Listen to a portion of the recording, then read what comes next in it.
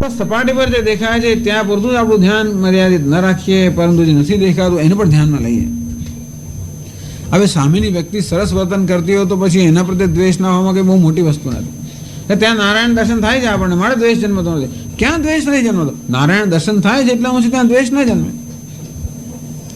પણ ત્યાં આવરણ હોવાને કારણે ત્યાં એ નારાયણ વ્યક્ત થઈ શકતો નથી, માટે આપણે એને ન જોઈએ એવું નહીં. તો વારંવાર આ રીતે આપણે જાતને સતત આપણે સૂચન કરીએ. જ્યાં પણ દ્વેષ જન્મે યાદ કરાવે કે દ્વેષ કરનાર કોણ છે? પ્રકૃતિ છે. પણ એનું મૂળ તત્વ કયું છે? પુરુષ કે નારાયણ તત્વ છે. દ્વેષ્ટા અદ્વેષ્ટા સર્વભૂતાનામ બહુ મોટી વસ્તુ છે. અદ્વેષ્ટા સર્વભૂતાનામ આમનો એકેય ગુણ જરાય સામાન્ય વસ્તુ નથી, બહુ મોટી વસ્તુ છે. તો મહાપુરુષના ગુણ છે આ બધા. પણ સ્વલ્પમપ્યસ્ય ધર્મસ્ય ત્રાયતે મહતો ભયાત. આ મહાપુરુષના ગુણ છે ને આપણાથી ન થાય એટલે આપણે કરીએ ને એવું નથી. ભગવાને કહ્યું બીજા અધ્યાયમાં, સ્વલ્પમપ્યસ્ય ધર્મસ્ય ત્રાયતે મહતો ભયાત. આ ધર્મનું અલ્પ પણ જો આપણે અનુષ્ઠાન કરીએ તો પણ આપણે મહાન ભયમાંથી તારનાર છે. એટલે જેટલું કરીશું એટલે એનો લાભ જ છે. એક વાર પણ આપણે દ્વેષ જન્મ્યો આપણે એને દૂર કર્યો તો એટલો તો લાભ જ છે. ચાલો એટલો તો સંસ્કાર ઓછો પડે. અંદરથી અભ્યાસ એનો કામ દે અને અભ્યાસ જેવું છે. અદ્વેષ્ટા સર્વભૂતાનામ પ્રાણી માત્ર પ્રત્યે દ્વેષનો ભાવ, પ્રાણી માત્ર પ્રત્યે. હજી તો પહેલા માણસોથી શરૂઆત કરીએ આપણે તો પહેલાં પેલો ગિલોડી જોઈને દ્વેષ થાય ને, કરોડીઓ જોઈને દ્વેષ થાય ને, કૂતરા જોઈને બધું બહુ દ્વેષ થાય આપણને. તો જે વસ્તુ આપણે અનુકૂળ ના હોય કે આપણે પ્રતિકૂળ દ્વેષ થવાનો છે જ. પણ સૌથી વધારે દ્વેષ ક્યાં હોય છે? મનુષ્ય પ્રત્યે હોય છે. બીજા બધા પ્રત્યે એવો દ્વેષ નથી હોતો, કારણ કે આપણે જાણીએ છીએ કે બિલાડી તો આવી જ હોય ને, ગરોળી તો આવી જ હોય ને, ગિરોળી આવી જ હોય ને, કૂતરા આ બધા આવા જ હોય. એવું હોવાને કારણે આપણે એમને ચલાવી લઈએ, કેમ વ્યવહાર કરવો આપણે જાણીએ છીએ. દ્વેષ ક્યાં થતો હોય છે? માણસો પ્રત્યે. અને તે કોની પ્રત્યે? જે નજીકમાં નજીક હોય બધા વધારે હોય. તકલીફ કેવી છે?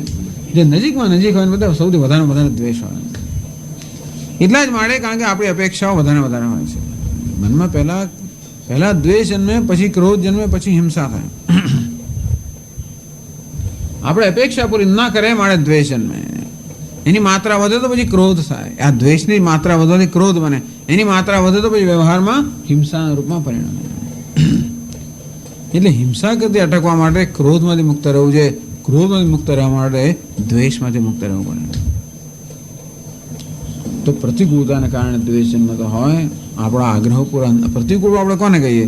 જે મારી અપેક્ષા પૂરી ના કરે એ મારા માટે પ્રતિકૂળ. જે મારા આગ્રહ પૂરા ના કરે મારા માટે પ્રતિકૂળ. જે આગ્રહ પૂરા કરે અનુકૂળ. આવતીકાલે આગ્રહ પૂરા ના કરે એ પણ પ્રતિકૂળ. ટૂંકમાં બધી વસ્તુનો નિર્ણય ક્યાં થાય છે? હું તો હતો એવો જ રહું છું. દુનિયાને માટે હું છાપ બદલ્યા કરું અનુકૂળ પ્રત્યે. હું હતો એવો હું તો મારા આગ્રહ સહિત એવો ને એવો અકબંધ રહું છું. અને એમ કરીને આપણે અકબંધ રહીને આખી દુનિયાને બદલ્યા કરવાનો પ્રયત્ન કરતા હોઈએ છીએ.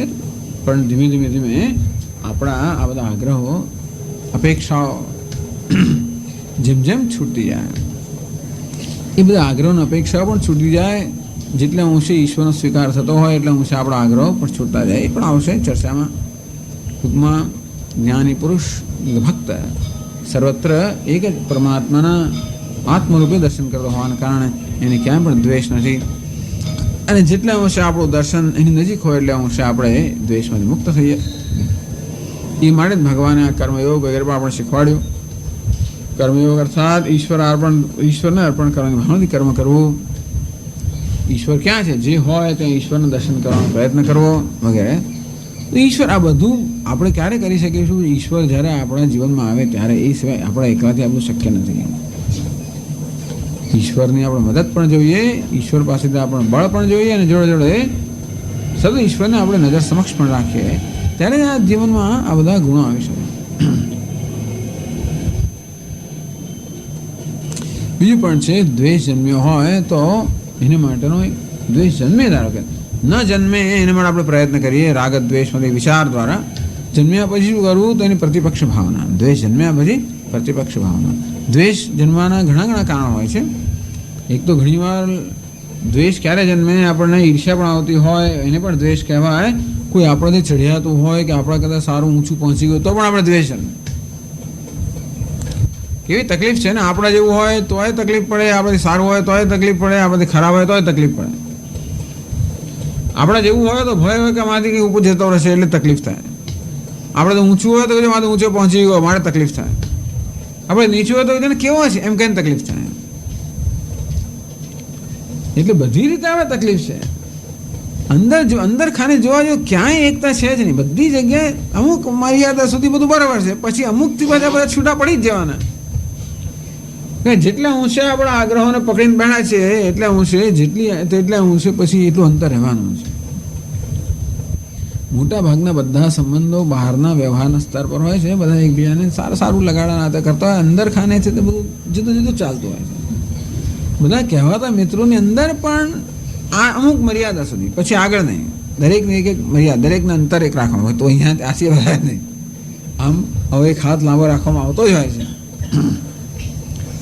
આત્મરૂપ દર્શન એટલે આનું દર્શન આત્મરૂપ એટલે ક્યાંય એવો દૂરાઈ જ નથી. ક્યાં પણ દૂર ક્યાં અન્ય પણ જ નથી. બહુ જ મોટી વસ્તુ છે. તો પણ દ્વેષ આપણો જન્મે ત્યારે સદભાવના આપણા મનની અંદર કરીએ. કોઈ આપણાથી ચઢિયાતો હોય માટે ઈર્ષ્યા જન્મી, માટે હૃદયમાં બળતરા જન્મી, માટે દ્વેષ જન્મી, પણ સ્વાભાવિક છે. થાય છે શું કે કોઈક વધારે ચઢિયાતો હોય આપણાથી, એટલે આપણામાં જે ઉણપ છે બહાર આવતી હોય છે.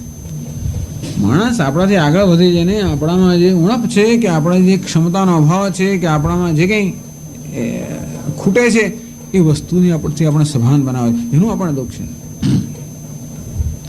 તો મહાપુરુષો કહે છે કે એવું જ્યારે હોય ત્યારે હંમેશા મુદિતા, પ્રસન્ન થવું જોઈએ. કોઈક આપણાથી ચઢિયાતું હોય પ્રસન્ન થવું જોઈએ. એ પ્રતિપક્ષ, દ્વેષની પ્રતિપક્ષ ભાવના છે, ઈર્ષ્યાની પ્રતિપક્ષ ભાવના. મુદિતા, ખુશી થવું છે કે ઓહો, જે વસ્તુ હું ઈચ્છું છું એની પાસે છે, કેવું સરસ. જે વસ્તુ મારે આપણે મૂલ્યવાન છે એની પાસે છે, અંતેથી આપણે એને કંગ્રેચ્યુલેશન અર્થાત આપણને અભિનંદન આપીએ. બહારથી અભિનંદન આપવા જેટલી તો આપણામાં કદાચ મોટાઈ ના હોય છે, પણ અંદરથી તો આપીએ. બહાર જઈને અભિનંદન આપે તો બહુ મોટી વસ્તુ છે કે અભિનંદન નહીં. પેલા ને આશ્ચર્ય કે આવડે તું મને અભિનંદન આપવા આવે, પણ ચાલો બહારથી ના આપી શકીએ તો પણ અંદરથી આપીએ. આ તો બીજું પણ કહે છે કે એ આ તો જાણે કે આપણેથી કોઈનું ચડતું જોઈને આપણને બળતરા થાય એના માટે કહ્યું. પણ એમે પણ કોઈ આપણું ખરાબ કરવા માંડે દ્વેષ જન્મે, આપણે ઘૃણા જન્મે, તિરસ્કાર જન્મે. માણસનું વર્તન એવું હોય જ નથી હોતું, એવું હોય છે. ટૂંકમાં આપણા હૃદયની અંદર આ ઘૃણા કે તિરસ્કાર જન્મવા માટે દુનિયા આપણને પૂરી તક આપતી હોય છે. પાગળ કોઈ પ્રમાણે એમાંથી આપણને નુકસાન છે, કારણ કે આપણા હૃદયમાં જ બળતરા જન્મતી હોય છે. અંતેથી કોઈના ખરાબ વર્તનને કારણે આપણો દ્વેષ જન્મ્યો હોય તો પણ આપણે એનું ભલું ઈચ્છવું. દ્વેષ જન્મ્યો હોય તો હંમેશા સામાન્ય રીતે એનું ખરાબ આપણે શાપ આપી દે ફટાક કરતો. આપણા બધા પુરાણોની અંદર તો જરાક કંઈક પેલા આડું કર્યું તરત શાપ આપી જ દીધો છે. આપણે એવું ના કરવું. આપણા હૃદયમાંથી આવું જ નીકળ્યા કરતું. આખો દિવસ શાપ આપ્યા જ કરતા હોઈએ છીએ. ઘણા લોકો બોલે અને ઘણા લોકો ના બોલે, પણ આપણે જ્યારે કોઈનું ખરાબ આપણી ઈચ્છા થઈ જાય ત્યારે એક પ્રકારનો શાપ આપણે અપાઈ જતો હોય છે. આ માનસિક હિંસા છે. દ્વેષ એ માનસ સ્તરની હિંસા છે. કોઈના પ્રત્યે દ્વેષનું સેવન કરે એટલે એનું ખરાબ આપણે ઈચ્છીએ જ આપો આપે છે. એટલા જ મળે એનું કે ખરાબ થતો મનમાં આમ સારું લાગે છે, એ જ લાગ ન હતો. એનું સારું થાય તો આપણને દુઃખ થાય, ઘરે રહેજો આ ખાટી ગયો. એટલે બિચારો માણસ વગર મફતનો કેવો દુઃખી થાય છે. થઈ રહ્યો છે કશું ત્યાં દુઃખી અહીં તું થાય છે. અરે પેલાનું સારું તમે તને શું દુઃખ, અને એનું ખરાબ તો તમે તને શું સુખ. પણ બીજાનું સારું ખરાબ થવાથી આપણને કેવી અસર થાય? રિમોટ કંટ્રોલ ના થશે. ટૂંકમાં લોકો ત્યાં બેઠા આપણે કંટ્રોલ કરે છે. મારા હૃદયમાં સુખ જન્મે કે દુઃખ એ નક્કી પેલો કરનારો છે. આ કેવી પરતંત્રતાની સ્થિતિ છે. માટે કોઈના પ્રત્યે દ્વેષ જન્મે તો એને આશીર્વાદ આપવા. બને ત્યાં સુધી મનમાંથી આશીર્વાદ જ નીકળ્યા કરે. ભલું થાવ, ભગવાનનું ભલું કરે, ભગવાનનું ભલું કરે. કોઈ મારું અપમાન કરું, ભગવાનનું ભલું કરે. એ બહુ મુશ્કેલ છે કાઢવું એ વસ્તુ. આપણું કોઈ અપમાન કરે એટલે તરત આપણાથી સામૂહિક વર્તન થઈ જાય. સામાન્ય રીતે તળનું ફળ આપણે કરતા આવ્યા છીએ ને. કોઈ મને લગાવી દેજો એક તો હું બે ના લગાવ્યો, તો આપણે એવું શીખવાડ્યું પણ છે આપણને કે એક લગાવે બે લગાવી દેવી. એ બરાબર છે કે આ ચાલ્યું હશે વ્યવહાર માટે એની જરૂર પણ હોય તો, પણ આ એ બધી વસ્તુઓ હવે આ આપણા આધ્યાત્મિક ઉન્નતિ માટે મહાન અવરોધરૂપ છે. જીસસ ક્રાઇસ્ટ તો ત્યાં સુધી કહે કે આપણને એક ગાલ પર કોઈ તમાશો મારો બીજો ગાલ ધરો જવે, એ તો જાણે એને પાલવે, આપણને ના પાલવે. એટલા મોટા થવું, કેટલા મોટા થવાની અપેક્ષા છે. એક ગાલ પર તમાશો માર દો હું એમ નથી કહેતો કે એકે વ્રતનું પાલન કરો. પાલન કરવામાં આ બધા મૂલ્યોના પાલનને એક ધ્યાન રાખવાની જરૂર છે કે આ બધું પાલન કરતાં કરતાં એક રીતે અંદર એક પ્રકારનું દમન થતું હોય છે કે આપણાનો દ્વેષ જન્મે, આપણે બહાર ના પાડીએ અને આપણે એટલે ટૂંકમાં પોતાનું દમન થતું હોય છે, એમ કે પોતાના પર થોડું જુલમ થતો હોય છે. આ બધા મૂલ્યોનું પાલન કરવામાં પોતાની જાત પર થોડું જુલમ થતો હોય છે. થોડુંક જુલમ કર્યા વગર તો કંઈ થવાનું નથી, પણ એ જુલમ વધી ના જાય. જો જાત પર વધારે પડતો જુલમ થશે તો પછી આપણી જાત જ બિચારી એવી દીનહીન થઈ જશે કે પછી આપણે નહીં કરી શકીએ. એટલે જો સમજવાની જરૂર છે કે ત્યાં પણ એક મર્યાદાની જરૂર છે. આ મૂલ્યોનું પાલન જાત પર જુલમ કર્યા વગર નહીં જ થાય. આત્મદમન કહ્યું ને, દમધ્વમ કહ્યું, બરોબર છે, પણ દમન કેટલું કરવાનું? મર્યાદામાં રહીને. ઉપવાસ કરતા તો મર્યાદામાં રહીને કરી જાય કે જેથી આપણા શરીરનું એટલી બધી અસર ના થાય કે પછી શરીર બિચારું નકામું થઈ જાય.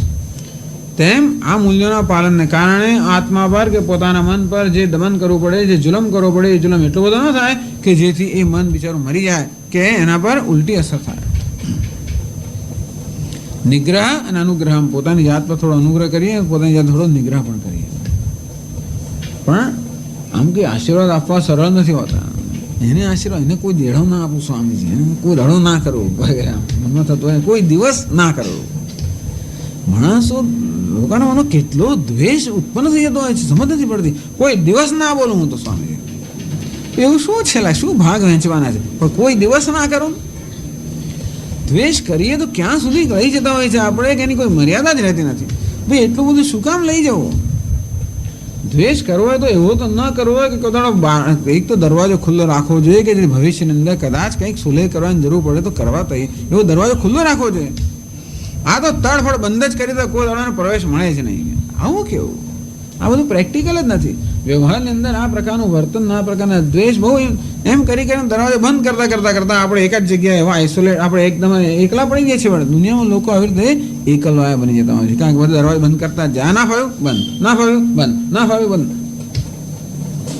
ભગવાન છતાં ના ફાવે એની સાથે બંધ.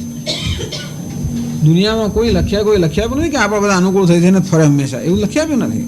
બધાને પોતાના મૂડ હોય, બધાને પોતાનું હોય ને બિચારાઓને, તેથી બધા આપણે જ અનુકૂળ થઈને ફર્યા કરે. એવું કંઈ બનવાનું જ નથી. ભગવાન અનુકૂળ થાય એવું નથી બનતું તો બીજાની ક્યાં આપણે બિચારા.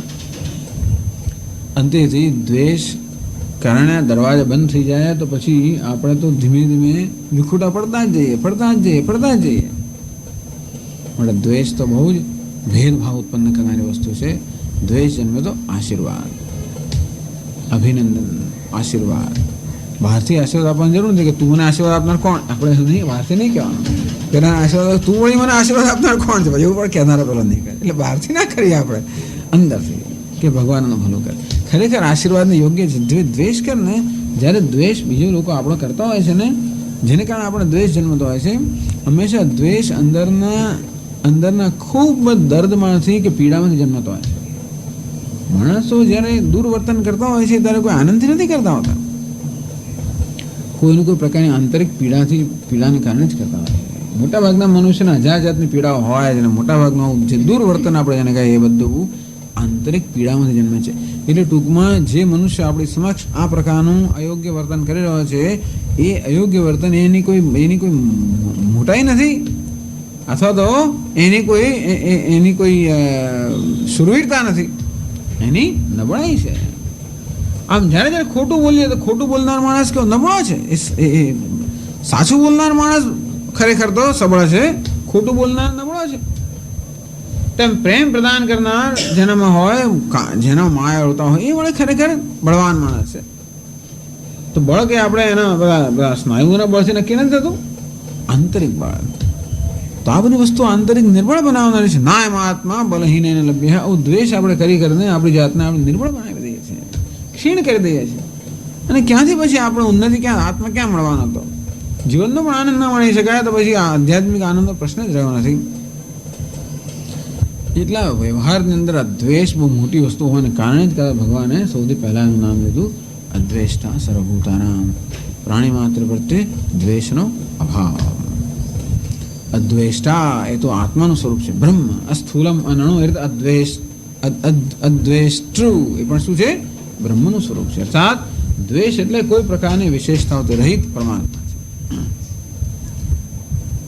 સર્વાણી ભૂતાની આત્મત્વે નહીં પશ્યતી એનવડ અદ્વેષ્ટા. આપણે એમ લાગે દ્વેષ એટલે કોઈનો દ્વેષ કરતો નથી, પણ કોઈનો દ્વેષ નથી કરવો એ તો જાણે કે કંઈ ન કરવાનું થયું ને તો શું કરે અત્યારે? મૈત્ર. જ્યારે દ્વેષ ન હોય તો શું જન્મે? મનમાં શું આવે? મૈત્રી. મૈત્ર. મૈત્ર બને મિત્રતયા વર્તતે મિત્ર, જે બધાને મિત્ર રૂપે વર્તે છે. મૈત્ર બધાને હંમેશા મિત્રતાનો ભાવ જે બધા પ્રત્યે જાળવતો હોય છે. જાળવતો નથી હોતો, એના માટે સહજ હોય છે. દ્વેષ ના હોય તો મૈત્રી સહજ બને.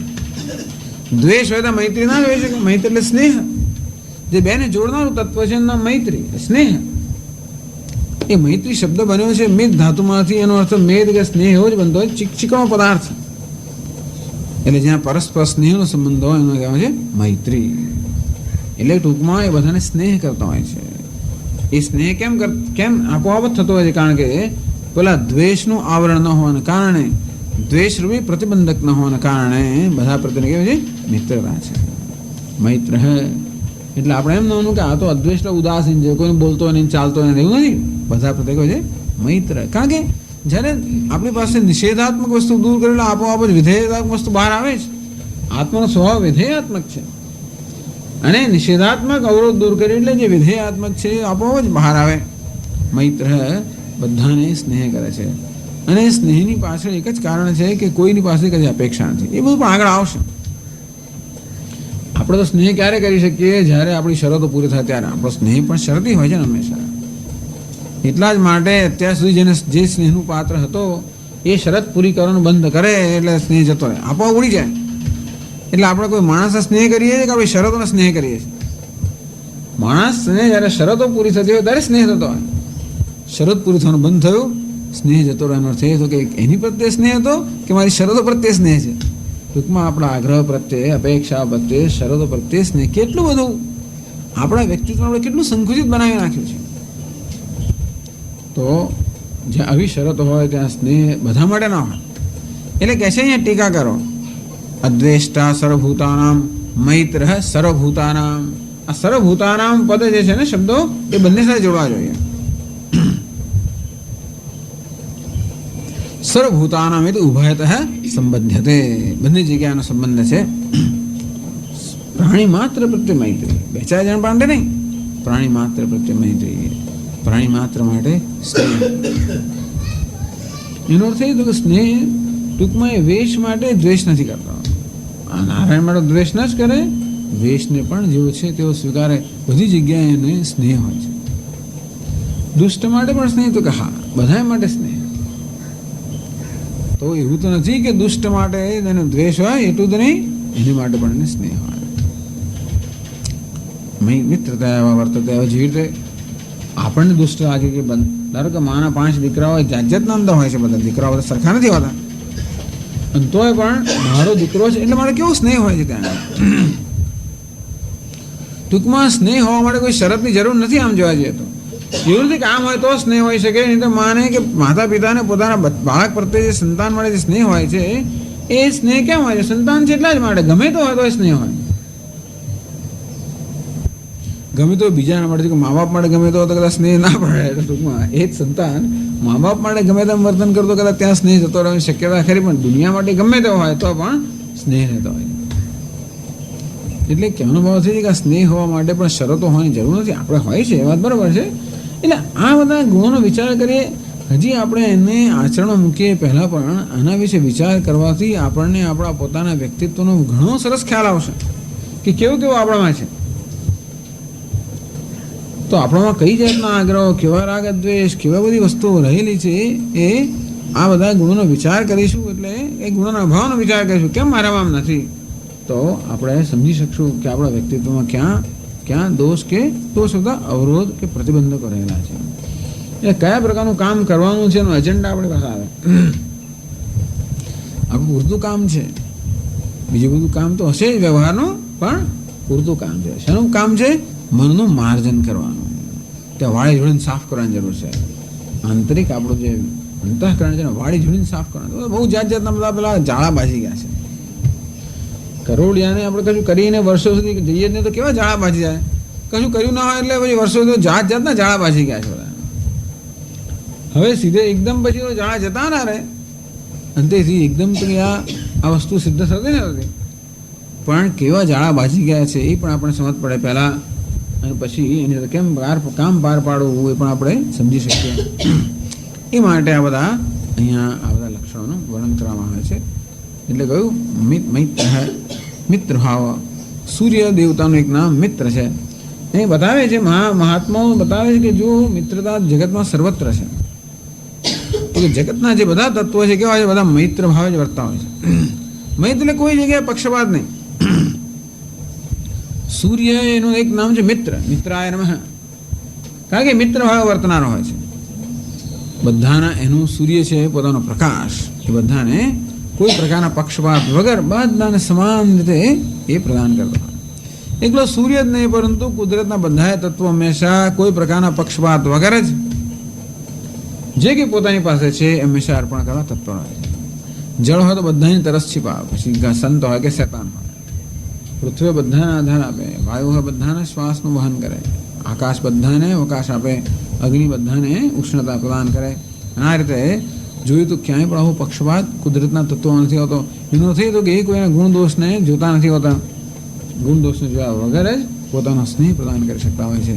તેમ આ જ્ઞાની પુરુષ પણ અમુક વ્યક્તિ એવી છે માટે મિત્ર છે એવું નથી. મિત્ર પોતે આવો છે માટે મિત્ર છે. આ મિત્રતા પોતાનાથી આવતી હોય છે, આનું કારણ એનું કોઈ નિમિત્ત નથી આવતું. એના ગુણોને કારણે કોઈ નિમિત્ત નથી. એટલે એનો સ્નેહ આપોઆપ જ કોઈ પ્રકારની શરત વગર જ વ્યક્ત થતો છે. માળાને મૈત્ર કહેવાય. અચ્છા, ઓકે.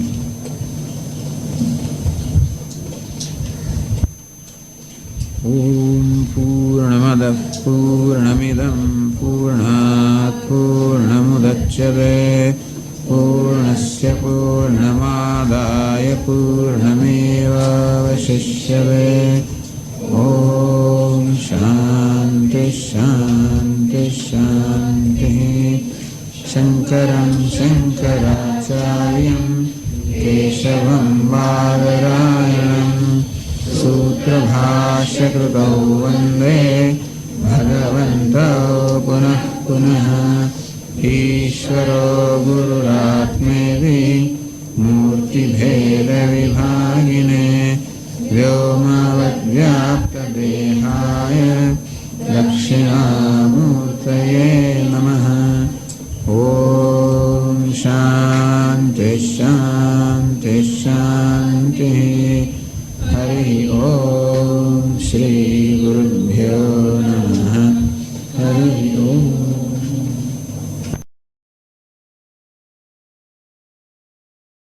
ઓમ નારાયણઃ પરો વ્યક્તાत् અંડમવ્યક્તસંભવम् અંડસ્યાन्तસ્ત્વિમે લોકાઃ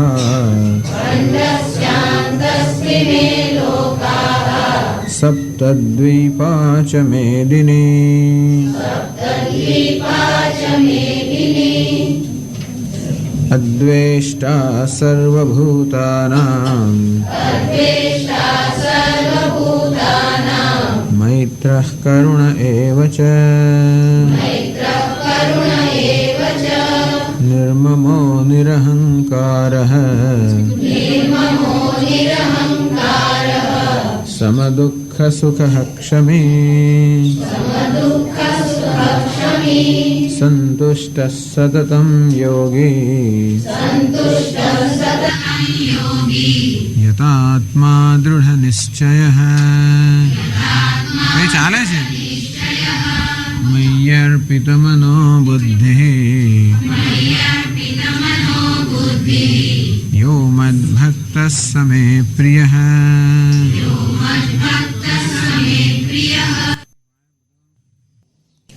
અદ્વેષ્ટા સર્વભૂતાનાં ન દ્વેષ્ટા આત્મનઃ દુઃખ હેતુમપી ન કિંચિત દ્વેષ્ટે. આત્મન દુઃખ હેતુમપી, અર્થાત પોતાને કોઈ દુઃખનું કારણ હોય એની પ્રત્યે પણ દ્વેષ કરતો નથી. સર્વાણી ભૂતાની આત્મત્વે નહીં પશ્યતી. કારણ કે એ થોડોક ઓછો કરો, કારણ કે પ્રાણી માત્રને આત્મરૂપે જ જોઈએ છે. તો એની તો આપણે આત્મત્વ કેમ કે તો જ દ્વેષનો અભાવ હોઈ શકે, પૂર્ણ દ્વેષનો તો જ અભાવ હોઈ શકે જ્યાં આત્મદર્શન છે.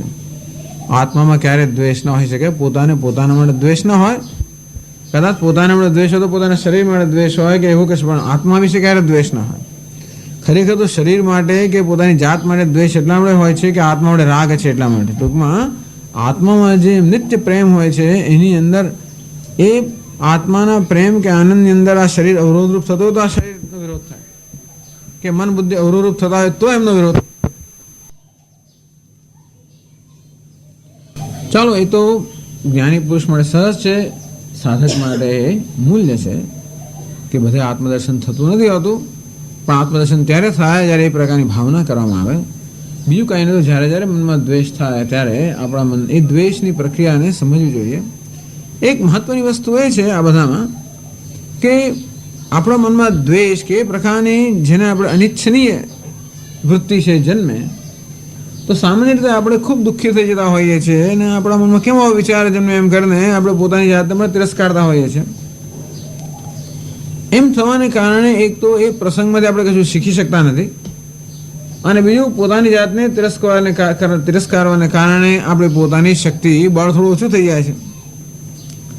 એટલે આવો કોઈ પ્રકારનો વિચાર જન્મે તો જન્મે કારણ કે કર્મને કારણે જન્મતો હોય છે. તો કે મનમાં દ્વેષ જન્મ્યો એના માટે માત્ર અજ્ઞાન સિવાય બીજું કોઈ જવાબદાર નથી. અને તેથી એની જવાબદારી કોઈ જગ્યાએ સોંપવાની જરૂર નથી, ક્યાંય દોષારોપણ કરવાની જરૂર નથી.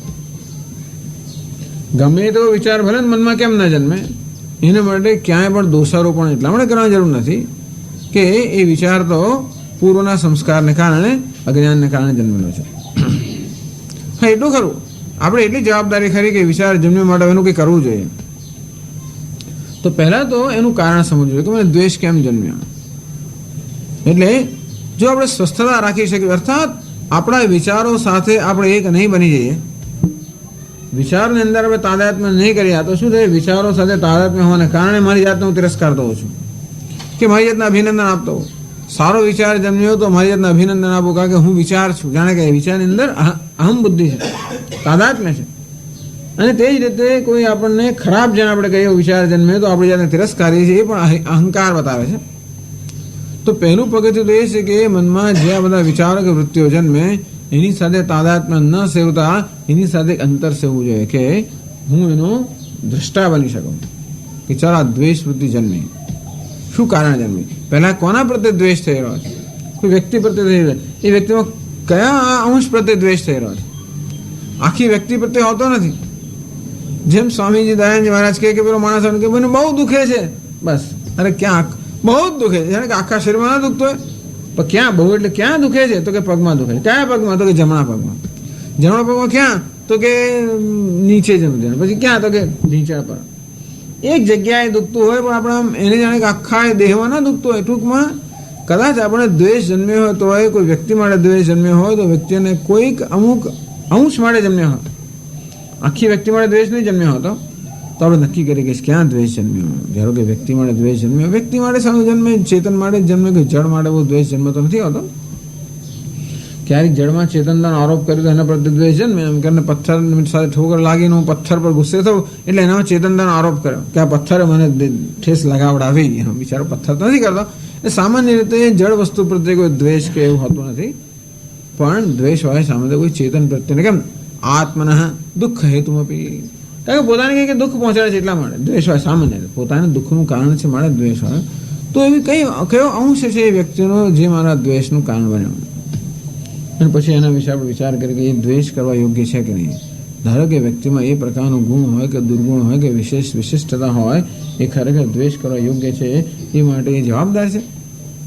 ધારો કે વ્યક્તિએ ખરાબ વર્તન કર્યું, ટૂંકમાં આપણને ખરાબ લાગે એવું, આપણું દિલ દુભાય એવું વર્તન કર્યું, તો પણ આપણે જો વિચાર કરીએ તો એ વ્યક્તિ એવા વર્તનના જવાબદાર છે, તો કે ના, એના આવેગો જવાબદાર છે. માણસો બધા આવેગોના પ્રભાવમાં જ કરતા હોય છે, આવેગો જવાબદાર છે. તો આવેગ ક્યાં જન્મતો, છેવટે અજ્ઞાનનું જન્મ. ટૂંકમાં અન્ય લોકોનું એવું જે વર્તન હોય છે એના પર તે વખતે આપણે કદાચ થઈ જઈએ જે થઈએ, પણ પછી પણ એકવાર આ દ્વેષનો આવેગ પણ જરા જતો રહ્યો પછી આપણે એના પર તટસ્થતાથી વિચાર કર્યો, જણાશે કે ખરેખર દ્વેષ કરવાનું કોઈ કારણ જ એટલા માટે નથી કે અજ્ઞાન જ બધાએ આ બધાનું મૂળ અજ્ઞાન હોવાના કારણે જો દ્વેષ કરું તો અજ્ઞાન માટે. અજ્ઞાન કોનું છે? પણ અજ્ઞાન તો કોઈ સર્જેલું નથી, અજ્ઞાન પણ કોઈ જવાબદાર નથી, માટે અજ્ઞાન પ્રત્યે દ્વેષ કરવાનો અર્થ જ નથી. બધા અજ્ઞાની જ જન્મ્યા છે.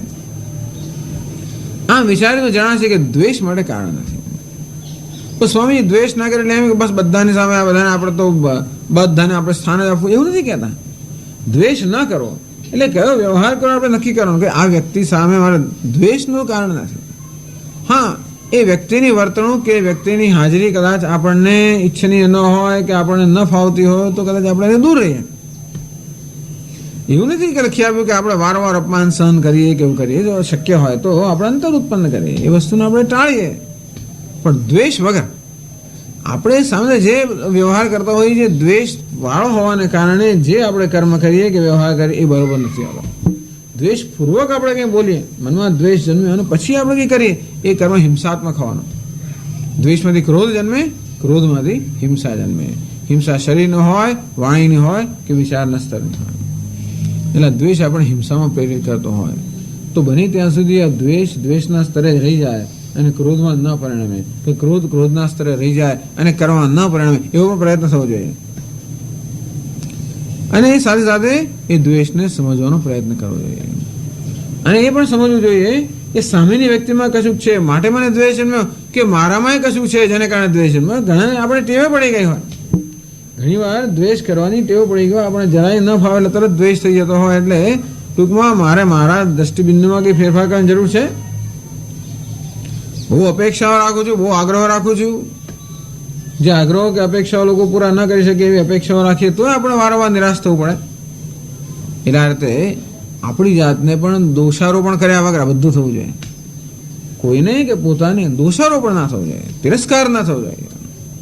આપણે આપણી જાતથી પણ નિરપેક્ષ રહી શકીએ, તટસ્થ ઓબ્જેક્ટિવ રહી શકીએ.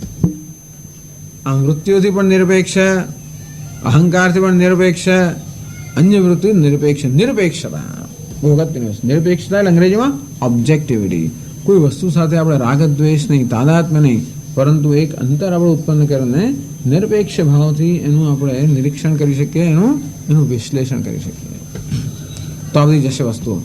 આ બધું અવિવેકને કારણે જન્મે હોવાને કારણે વિવેકપૂર્વકના વિશ્લેષણથી એ વસ્તુ જશે. અદ્વેષ્ટા છે ઉદાસીન સ્યાત. પ્રશ્ન પૂછે કે જે અદ્વેષ્ટા છે જેને ક્યાં દ્વેષ ને તો ઉદાસીન જ રહેવાનો. દ્વેષ નથી એટલે દ્વેષનો અભાવાત્મક વૃત્તિ થઈ. અદ્વેષ એટલે દ્વેષનો અભાવ, એની ઉદાસીન જ એનો અર્થ. તો કઈ નહીં, મૈત્ર ના, એ ઉદાસીન કેવું છે?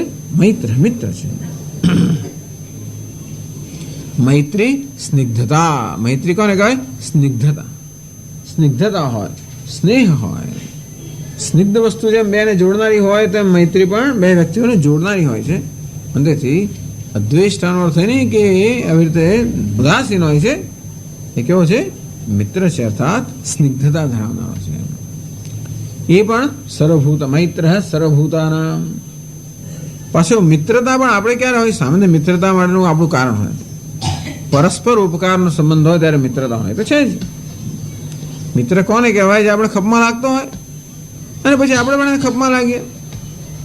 આમ સામાન્ય રીતે આપણો મૈત્રીનો સંબંધ પણ હંમેશા લેવડ દેવડના. બધા આશ્ચર્યની વાત એ છે કે બધા સંબંધો લેવડ દેવડના જ હોય છે. તો આપણે ત્યાં ઘણું ઓછું હોય છે પ્રમાણમાં. આ મારો પોતાનો અનુભવ છે કે હું એક પહેલી વાર અમેરિકા જઈને પછી 3-4 વર્ષથી પાછો આવ્યો બધાને મળવા માટે, ત્યારે આમ એક બહુ મોટો ભેદ મને જણાયો. કે મને જણાવ્યું કે અહીં લોકો તો આપણને સ્નેહ કરતા હોય, પ્રેમ કરતું કારણ વગર છે. ત્યાંની સરખામણી કે ત્યાં તો હંમેશા જે બધો સંબંધ હોય એમાં હંમેશા કશું ને કશું લેવડ દેવડનો સંબંધ હોય કે ભાઈ આ આટલો ઉપયોગી છે માટે આમ છે. બધા સંબંધોની અંદર આ પ્રકારની કંઈ કંઈ ગણતરી હોય જ. ત્યારે મને બહુ આનંદથી આશ્ચર્ય થયું કે કોઈ પ્રકારની ગણતરી વગર અહીંયા આગળ સંબંધ હોય છે. પણ એમાં જેટલા અંશે ગણતરી હોય એટલા અંશે સંબંધનો એટલે આ સ્નેહની અંદર પણ કંઈ ને કંઈ પ્રકારની કારણ કે આપણું મન અપેક્ષા ધરાવતું રહે છે. ટૂંકમાં મુખ્ય વસ્તુ એ છે કે આપણી અંદર ઘણી બધી જરૂરિયાતો છે. અંદર ઘણા બધા આપણે ઘવાયેલા છે, ઘણા બધા અંદર ભય છે, ઘણી બધી જરૂરિયાત બહુ છે આપણું.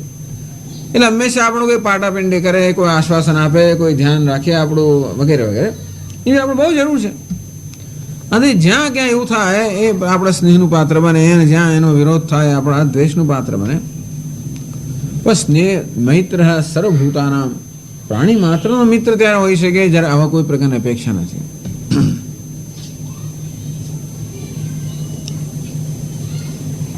એટલે એ જ કહે છે, નનુ અન્યસ્મિન શત્રૌ સદી કથમ મૈત્રત્વમ. તમે તો કહો છો કે મૈત્ર સર્વભૂતાનામ, પ્રાણી માત્ર પ્રત્યે મિત્ર. અરે પેલો માણસ શત્રુ હોય તો મિત્ર કેમ બની શકો?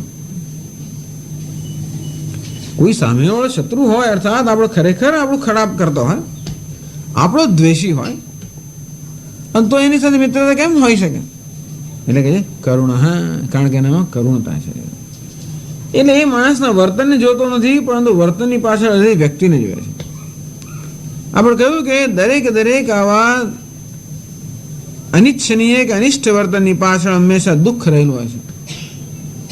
માણસ ક્રોધ કરતો હોય, કોઈ પણ ક્રોધ કરતો હોય, દ્વેષ કરતો હોય, એનામાં આવી ગમે તે અભિમાન કરતો હોય, દંભ, દર્પ, અભિમાન, ક્રોધ, કઠોરતા, આ બધી વસ્તુ જે હોય છે એ બધાની પાછળ છેવટે તો દુઃખ જ રહેલું છે. મેં કહ્યું ને, બહુ ઘવાયેલા હોય છે આપણે.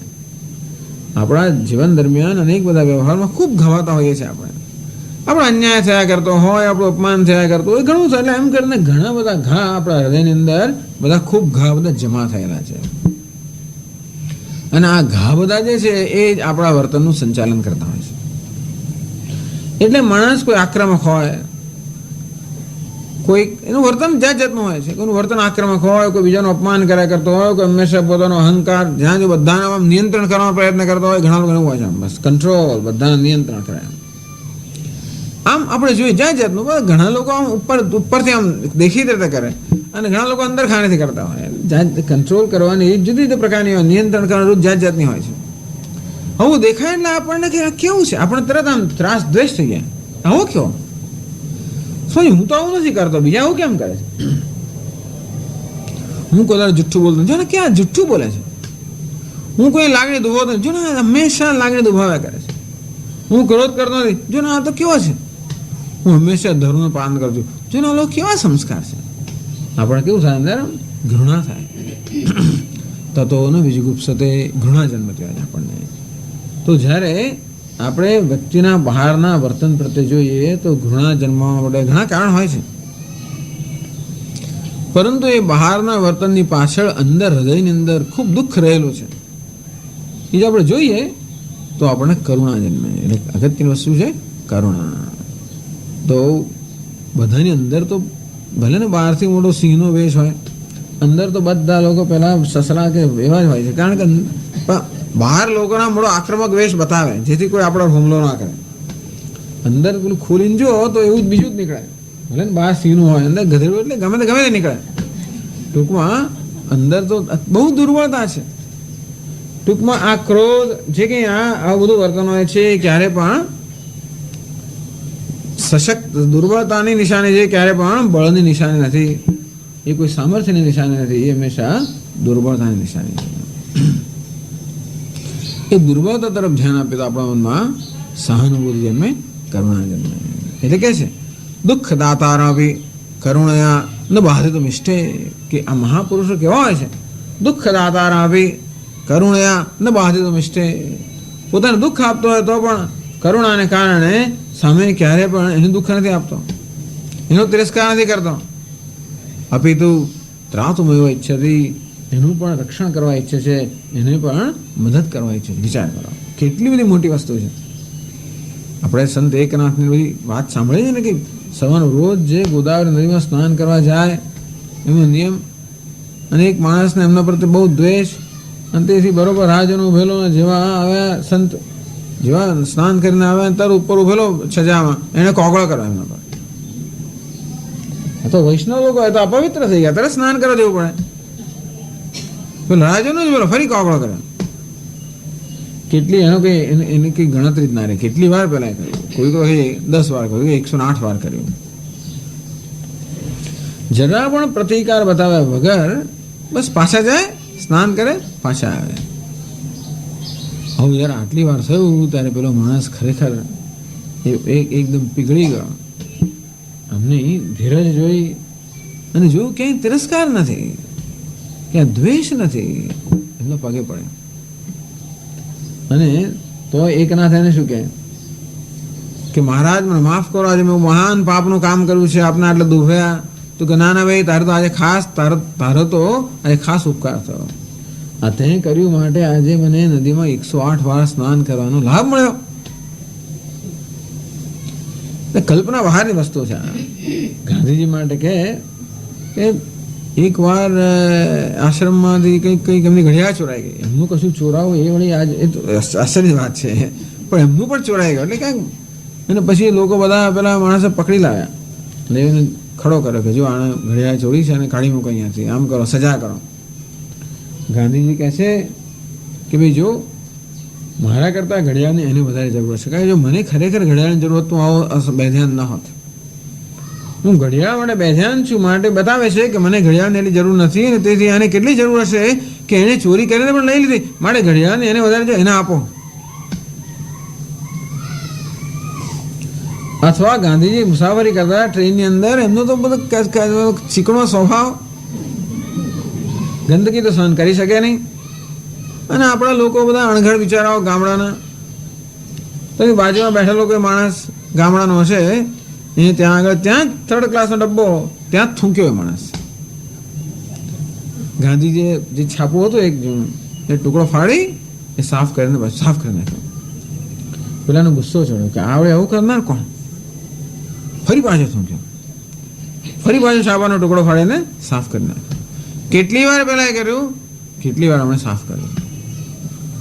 પછી જ્યારે સ્ટેશન આવ્યું ત્યારે તો ગાંધી બાપુ કી જય હો, હજારો માણસો લેવા આવેલા, કેટલા ફૂલ હાર ને શું શું. પેલા તો ખબર, ઓહો આ કોણ હતું, મેં શું કર્યું? પગે પડે,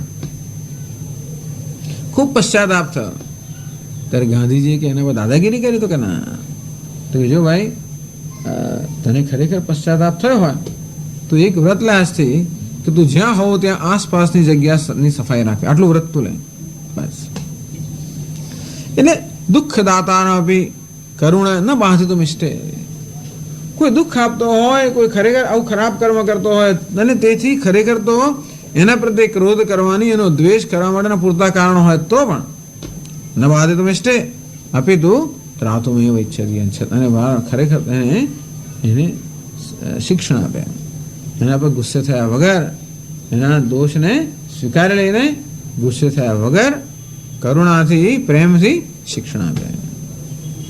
એટલે અદ્વેષ્ટાનો અર્થ એમ નહીં. અદ્વેષ્ટા શબ્દ સમજાવવા માટે જ ભગવાને મૈત્ર અને કરુણા કર્યું.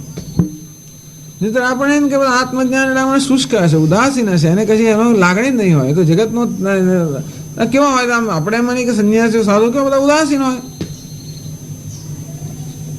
અને તેથી જગતની કંઈ પડી જ ના હોય એવું નથી. મૈત્ર કરુણા આપણે માટે મૂલ્ય છે. મૈત્ર ભાવ હોવો જોઈએ. એટલે કે મહાપુરુષો કે દરેક કોઈ આપણી સામે આવે, મળવા આવે કે કોઈની સાથે સંપર્ક થાય તો એમનું સ્વાગત થવું જોઈએ. બડા સ્વામી એમ છે કે હેફ એન ઇંચ સ્માઇલ, મોં પર અડધો ઇંચ સ્મિત, બહુ વધારે પડતું નહીં અને આમ મોડું ચડેલું પણ નહીં અને બહુ મોટું પણ નહીં. નહીં તો પેલા મોડું ચડેલું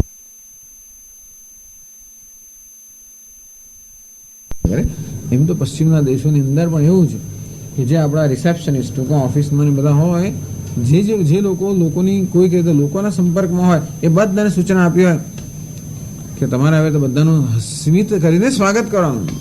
અંદર ગમે તે હોય તો સ્મિત કરીને આપણે એમનો વ્યવહાર જોઈએ, આપણી સાથે આમ સરસ રીતે વાત કરે.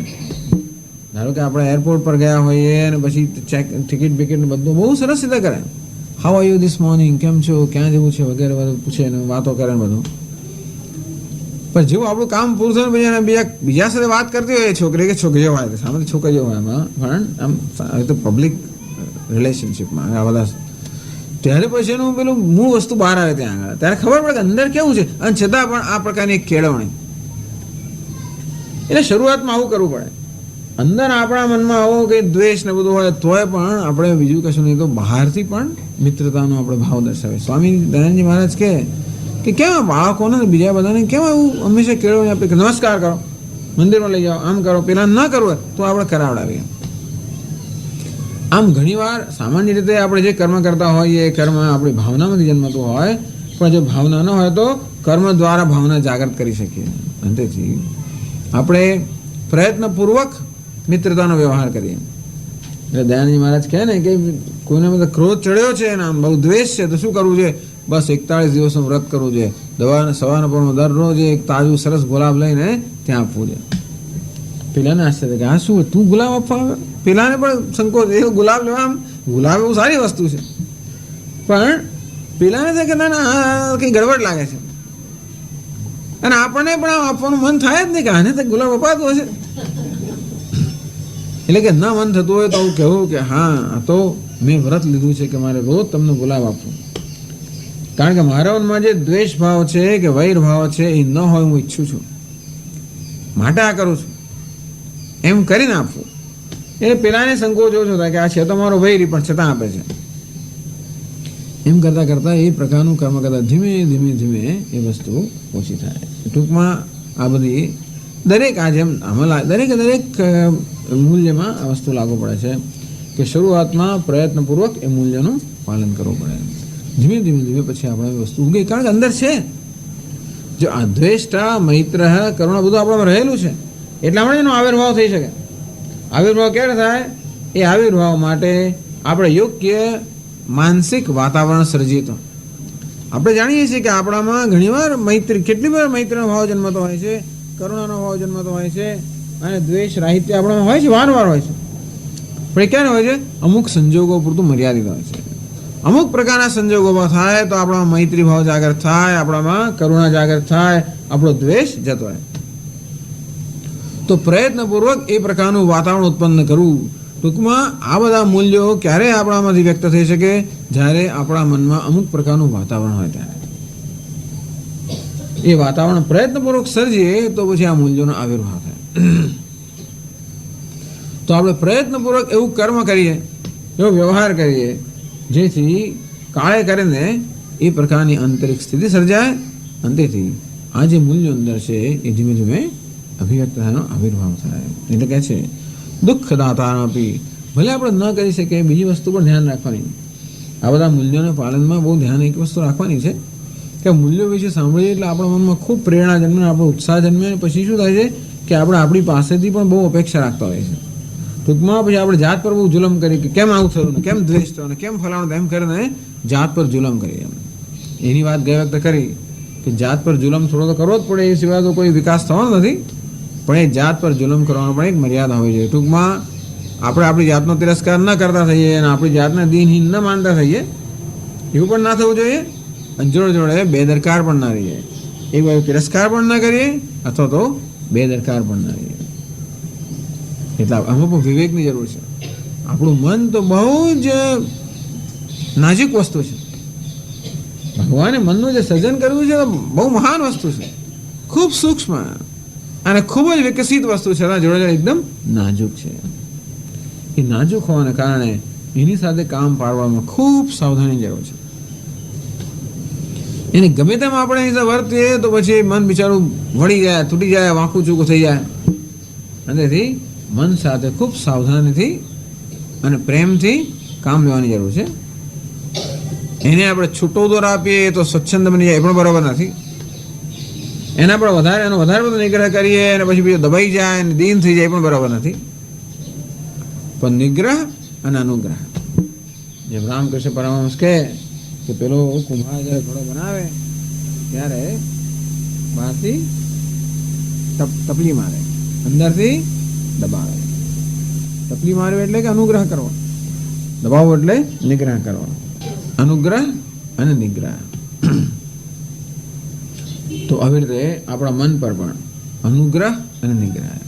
ટૂંકમાં મનનો એટલો બધો નિગ્રહ નહીં કરવાનો કે મન બિચારું તૂટી જાય, અને એટલો બધો અનુગ્રહ નહીં કર્યા કરવાનો કે સ્વચ્છંદ. આપણે છોકરાઓ ઉછેરીએ ત્યારે બેમાંથી એક જ કરતા હોઈએ છીએ ક્યાં તો એટલી છૂટ આપે, એટલી છૂટ, હા બેટા એમ કરી કરીને એ માણસ બગડી જાય એટલે કે હદ વગરના. અથવા તો એટલું નિયંત્રણ રાખીએ કે એ લોકોનું એમનું વ્યક્તિત્વનો વિકાસ જ ના થાય. નહીં, બંનેમાં પ્રમાણ, સેન્સ ઓફ પ્રપોર્શન, યુક્ત આહાર વિહાર, યુક્ત એટલે કે એમાં દરેકની અંદર પ્રમાણ હોવું જોઈએ, નિગ્રહનું અને અનુગ્રહનું. આ તો આપણે ધીમે ધીમે શીખીએ, પણ આ બહુ ધ્યાન રાખવાની વસ્તુ છે કે આપણા મન પર પણ નિગ્રહ અને અનુગ્રહનું પ્રમાણ હોવું જોઈએ. નહીં કે માત્ર અનુગ્રહ કે માત્ર નિગ્રહ, એવું પણ નહીં. એટલે કહે છે એ તેને સર્વભૂત અભયપ્રદ સંન્યાસી યુક્ત અદ્વેષ્ટા સર્વભૂતાનામ મૈત્ર કરુણ. આ ત્રણથી સર્વભૂત અભયદાતા, પ્રાણી માત્રને અભયનું દાન કર્યું છે, અર્થાત જે કોઈના માટે ભયનું કારણ બનતો નથી. તો આગળ કહેશે જ યસ્માનનો દ્વિજતે લોક લોકાનનો દ્વિજતે ચય. પણ આ પ્રકારે આ સંન્યાસીના કે ભક્તના કે જ્ઞાની પુરુષના આ પ્રકારનું વર્ણન કરે છે. અદ્વેષ્ટા સર્વભૂતાનામ મૈત્ર કરુણ એવ ચ નિર્મમ. આગળ કહે છે નિર્મમ. ચાલો હવે તો શંકરાચાર્યજી પણ એ જ કહે છે, એ ભાષ્ય વાંચવાનું બાકી છે આપણે 293 પાના પર.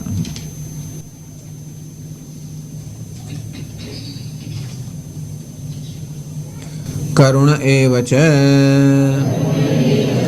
કરુણા કૃપા દુઃખિતેષુ દયા તદ્વાન કરુણ સર્વભૂત અભયપ્રદ સંન્યાસી ઇત્યર્થ. સામાન્ય રીતે કોઈના દુઃખ તરફ નજર જાય તો આપણામાં કરુણા જન્મે. દુઃખ તો એવું કશું કોઈ નથી જ્યાં દુઃખ ના હોય. ભગવાને અજ્ઞાન સર્જ્યું એટલે દુઃખ સર્જ્યું જ છે, અને બધા લોકો દુઃખી હોય છે. એક અથવા બીજી માત્રામાં તફાવત હોય છે. એક જ વ્યક્તિ જે છે દુઃખથી પૂર્ણતઃ મુક્ત છે, સ્થિત પ્રજ્ઞ છે, અને બધા લોકોમાં એક અથવા બીજી માત્રાનું દુઃખ હોવાનું છે. અને એની દુઃખ તરફ નજર જાય તો કરુણા, આત્મા તરફ નજર જાય તો અદ્વેષ્ટા. નજર આત્મા તરફ તો હોય એટલે અદ્વેષ્ટા, પણ જોડે માત્ર આત્મદર્શન કરીને ઉપાધિ માટે ઉપાધિ પ્રત્યે ઉદાસીન નથી કે ઉપાધિની અવગણના કરતો નથી. ભારતમાં એ પણ છે કે ભાઈ બધું ઈશ્વર જ છે ને, પછી વાંધો છે બરાબર, પણ ઈશ્વર તો આ રૂપમાં આવેલો છે ને, અને તેથી કઈ ઉપાધિમાં આવ્યો છે, કયા વેશમાં આવ્યો પણ અગત્યનું છે. એટલે એ ઉપાધિને ધારણ કરનાર ઈશ્વર પ્રત્યે નજર હોય તો અદ્વેષ્ટા સર્વભૂતાના. પરંતુ એ ઉપાધિ પ્રત્યે આપણી નજર હોય અને ત્યાં આપણે સુખ દેખાતો હોય તો મૈત્ર, ત્યાં દુઃખ દેખાતો હોય તો કરુણ. બસ સુખ હોય તો મૈત્ર, બેમાંથી એક જ સુખ હોય કે દુઃખ હોય. ઉપાધિમાં ત્યાં સુખ હોય તો મૈત્ર, ત્યાં દુઃખ હોય તો કરુણ. એટલે ઉપાધિ પર દ્રષ્ટિ હોય ત્યારે મૈત્ર અને કરુણ, અને આત્મદ્રષ્ટિ હોય છે માટે અદ્વેષ્ટા સર્વભૂતાનામ. એટલે કે કરુણ એવ છે, કરુણા એટલે કૃપા, દુઃખિતેષુ દયા, જે લોકો દુઃખી હોય એના પ્રત્યે દયા. આ વસ્તુને પણ આપણી સંસ્કૃતિમાં બહુ ભાર આપવામાં આવ્યો નથી. આ વસ્તુમાં દુઃખીઓ પર દયા વગેરેમાં આપણે ત્યાં બહુ ભાર નથી આપવામાં આવ્યો છે. આ બધી વસ્તુઓ ક્યાંય નથી એવું નથી, છતાં પણ એના પ્રત્યે એવો ભાર નથી આપવામાં આવ્યો. આપણો ભાર બહુ વ્યક્તિગત વધારે હોવાના કારણે જેને દુનિયાનું શું થાય છે એની સાથે કેવો સંબંધ હોવો જોઈએ એની માટે બહુ ઓછી સૂચનાઓ મળે છે. પ્રમાણ નથી એવું નથી કહેતો, ઓછું છે. એટલે સામાન્ય રીતે હિન્દુસ્તાનની અંદર આપણા ઉછેરમાં, આપણા ઇતિહાસમાં પણ જોઈએ તો બીજા લોકોનું શું થાય છે એની ચિંતા આપણે બહુ ઓછી હોય છે. એટલે આપણે મોટામાં આપણા પુરાણોમાં જોઈએ તોય પણ જે બધા ભક્તોની મહાપુરુષોની કથાઓ એમાં પણ એમનો ભગવાન સાથેના વ્યવહારની વાત થતી હોય છે, તો દુનિયા સાથેના શું વ્યવહાર બહુ ઓછા લોકો છે. હા, કોઈ રંતિદેવ હોય કે કોઈ પ્રહલાદને પણ એના મિત્રો વગેરે માટે હતો, પણ સામાન્ય રીતે બીજા બધાનો એટલે એમને દુનિયા માટે શું કર્યું કે બીજા માટે એમનો કેવો વ્યવહાર હતો એનું બહુ આપણને ખાસ ડેટા એટલે કે એને માટે બહુ વિગતો મળતી નથી. રંતિદેવ તો બહુ મોટા મહાન અપવાદો છે. તો એટલે કરુણતાનો અપવાદ, કરુણતાની પરાકાષ્ઠા કે બધું એમનું લઈ લેવામાં આવ્યું. ભૂખ્યા 48 દિવસ સુધીનો ઉપવાસ એટલા માટે એ તો રાજા હતા, રાજાને વળી ઉપવાસ ન હોય, પણ રાજા હોવા છતાં પણ એમનો એવો નિયમ કે કોઈનું પોતે જે પોતાના પરિશ્રમથી પ્રાપ્ત કર્યું એનાથી જ પોતાનો નિવાહ કરવો. તેથી ધારો કે લોકો પાસેથી ટેક્સના પૈસા લે, લોકો પાસેથી કર લે તો લે કરવેરો, તો એનો ઉપયોગ ક્યાં કરવાનો? માત્ર લોકોને એમના જનતાના હિતના, જનહિતના કે લોકહિતના કાર્યોમાં એનો ઉપયોગ કરવાનો. અને ઘણીવાર લોકો આપણે જે પેલા ગુનેગાર હોય ને એને પણ સજા કરવામાં, એમ પણ દંડ લેવામાં આવતા, ક્યાં તો કર લેવામાં કે દંડ લેવામાં, રાજા બંને કરે.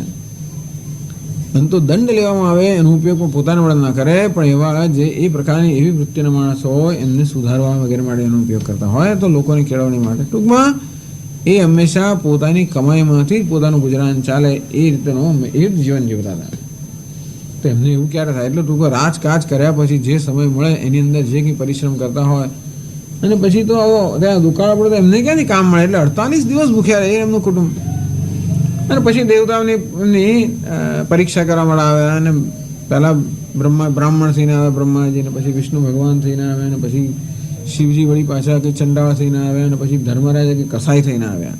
બધું ખાઈને બધું જ પી ગયા, જે ખાવાનું ખાઈ ગયા, પાણી વાણી પી ગયા, બધું જ. અંત તો એમણે આપી દીધું. એમણે તો આવે લોકો પોતે તો ભૂખ્યા ને બીજાને ભૂખ્યા રાખ્યા, અને કુટુંબ બીજાનો થાય પણ. તો એ લોકો એમાં સાથ આપ્યો. અને તે તો પ્રસન્ન થયા, અને ભગવાને પછી કહ્યું કે તને શું જોઈએ? ચાલો તને વૈકુંઠમાં બ્રહ્મલોક મળે. કે મને એવું કંઈ જોઈએ જ નહીં. રંતીદેવ શું માગે કે ભગવાન આપ મને એક જ એવો જન્મ વારંવાર જન્મ લેવો પડે, હું બધા દુઃખી લોકોનો અંતરાત્મા બની જાઉં અને બધાનું દુઃખ સહન કરું. ભગવાન કે અંતરાત્મા તો હું છું, તું ક્યાંથી થઈ જાઉં? ત્રણ આત્મા થયા. એક તો પેલો જીવાત્મા તો ખરો, પછી ભગવાન અંતરાત્મા ખરા, અને પછી એક રંતીદેવ પછી ત્રીજો થઈ જાય. તો તું ત્રીજો ક્યાં આવીશ? તો કે જો જે સુખ આવે ને એ ભલે પેલો જીવાત્મા ભલે ભોગવતો, દુઃખનો જ અનુભવ થાય એ બધું હું ભોગવું. એટલે આ કરુણાની પરાકાષ્ઠા. એટલે આપણે ત્યાં આવા દૃષ્ટાંત છે. દધીચી ઋષિ હોય કે શિબી હોય કે કર્ણા, બધા ખૂબ ત્યાગ કરેલો. પણ આવા દૃષ્ટાંતો સિવાય આવી જાતનું દુઃખી પ્રત્યે કરુણા એ પ્રકારના દૃષ્ટાંતો આપણને બહુ ઓછા મળતા હોય છે. એટલે એ જાતની પદ્ધતિ આપણે ત્યાં બહુ વિકસે. હવે તો ઘણું થાય છે. હવે ઘણી બધી સંસ્થાઓ છે આ પ્રકારનું કામ કરતી હોય છે. સ્વામી વિવેકાનંદજી મહારાજે આ બધું પશ્ચિમમાં ગયા, જોયું કે ત્યાં કેવું, ત્યાં એમણે શરૂ કર્યું રામકૃષ્ણ મિશન દ્વારા કે કેવી રીતે સમાજની સેવા કરવી, પીડિતોની સેવા કરવી વગેરે. અને પણ આ એક છે, તો આવું બધું વેદાંતમાં આવતું નથી. વેદાંતમાં આવું બધું ના આવે. પીડિતોની સેવા એટલે હા ભગવાન જાણે કે કહેશે કર્મ એમાં બધું આવી જાય ખરું, પણ તેમાં પણ ઈશ્વર બુદ્ધિ બધું ઈશ્વરને અર્પણ કરવું. પણ ઈશ્વરને અર્પણ કરવાને એટલે એનો અર્થ શું થયો? આવો એનો અર્થ થાય. ઈશ્વર તો કયા રૂપમાં રહેલો છે એને અર્પણ કરવું એટલે. પણ દુઃખી દેશું દયા, દુઃખી જે છે એની પ્રત્યે દયા હોય. આપણે દયાનો સમય જ ક્યારે મળે છે? આપણે તો આપણામાં જ એટલા ગૂંચવાઈ ગયેલા છે કે બીજાનું શું થાય છે ક્યાં આપણે એની ક્યાં ચિંતા? કે સ્વામી અમે અમારા જ એટલા ગૂંચવાયેલા છે ને. આપણે એટલી બધી સમસ્યાઓ જીવનની અંદર હોય છે સવારથી સાંજ સુધી કે આપણને કોઈ દાડો બીજા વિશે વિચારવાનો સમય જ ક્યાં મળવાનો હતો? કદાચ સમય મળે તો વિચારીએ તો કદાચ કંઈક કરીએ. પણ આપણામાં એટલા રચ્યા પચ્યા હોઈએ છીએ, આપણામાં ને પોતાનામાં જે હોય એટલે કે આઈ એન્ડ માઇન્ડ, બસ આટલું જ હું અને મારું. એની અંદર જ આપણે એટલા બધા અંદર રચ્યા પચ્યા હોઈએ છીએ કે આવી બધી વસ્તુઓ આપણા જીવનમાં સામે પ્રવેશ કરતી નથી આવતી. અંદરથી બીજાનું શું થયું ના થયું, બીજો કોણ છે બાજુમાં એ જ ખબર નથી હોતી. પછી તો આ તો અમદાવાદમાં તમારે સારું હશે, બાકી તો અત્યારે દુનિયાની અંદર બાજુમાં કોણ રહે છે ખબર જ નથી હોતી. એનું શું થાય છે તો એ જાણે તો સારું છે. બાકી પણ ચાલો જે હોય તે તમે એમ કહેશો કે સ્વામી આવું તો કરવા જોઈએ, તમે સાધના ક્યારે કરીએ અને આમાં ક્યારે કરીએ એ પણ થતું હોય છે. એટલે કહે છે ને એટલે એની પછી સૂચનાઓ આપનારા આપણે મળી જ રહેતા હોય છે. એટલે ઔદાસીન્યો હિપ્સતાન જનકૃપા નૈષ્ઠોર્ય મુત્સૃજ્યતામ, શંકરાચાર્ય મહારાજ કે પણ એ તો કોને કહ્યું છે? પેલા જિજ્ઞાસુને કહેલું છે. જનકૃપા નૈષ્ઠોર્ય મુત્સૃજ્યતામ, લોકો પર કૃપા કરવી, લોકો પર નિષ્ઠુરતા દાખવવી, એમ કરીને એ બધામાંથી તું મુક્ત રહે. પણ બીજું કશું તો જેના સંપર્કમાં આપણે આવવાનું થાય, ચાલો આપણે જાણી જોઈને કે પાસે કરી ના છે દુનિયાની અંદર, પણ જેનો સંપર્ક થાય એની પ્રત્યે તો મૈત્ર કરુણ અભાવ દાખવી શકે. જેથી આપણે ક્રૂર ના બનીએ, જેથી આપણે કઠોર ના બનીએ, જેથી આપણે કારણે કોઈ દુઃખ ન થાય. એટલે કયું સર્વભૂત અભયપ્રદ, એટલે આપણાથી કોઈને ભય ના લાગે કે આને કે કહી દેશે. ભય હંમેશા લાગતો હોય છે આપણને, વ્યક્તિને ભય લાગતો હોય છે. અને ખાસ કરીને આપણો કંઈ વાંક હોય તો બહુ જ ભય લાગે, મને શું થશે, શું કરશે. એટલે સ્વામી દયાનંદજી મહારાજ કહે કે ભાઈ માણસે આધ્યાત્મિક ઉન્નતિ કરી, જીવનમાં ઉન્નતિ કરે, આધ્યાત્મિક કોઈ પણ તો એનો એ ઉન્નતિ માટેનો માપદંડ કયો, તો કેટલી સરળતાથી લોકો આપણી સાથે વ્યવહાર કરી શકે.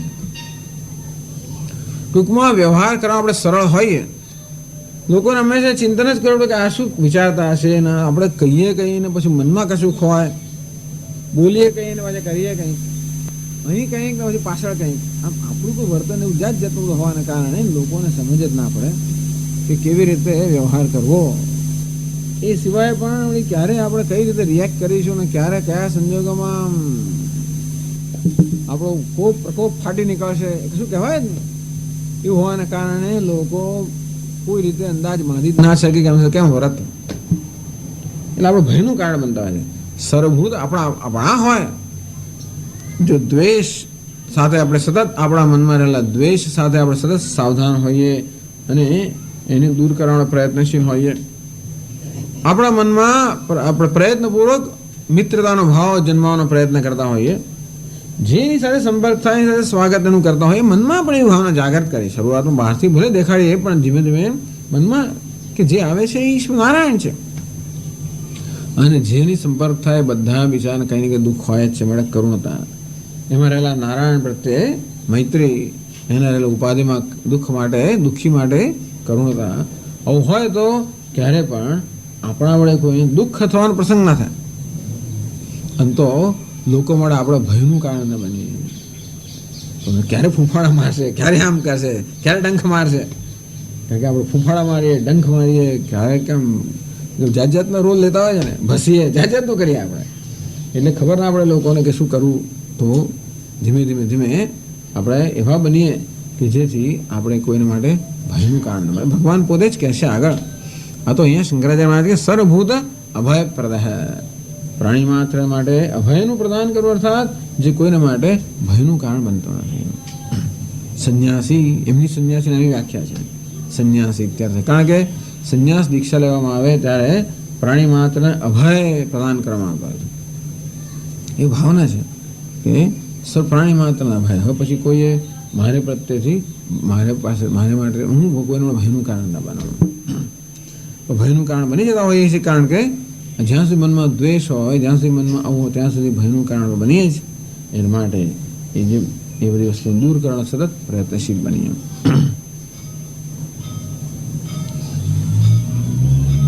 પછી આગળ છે નિર્મમ, સમજાવે છે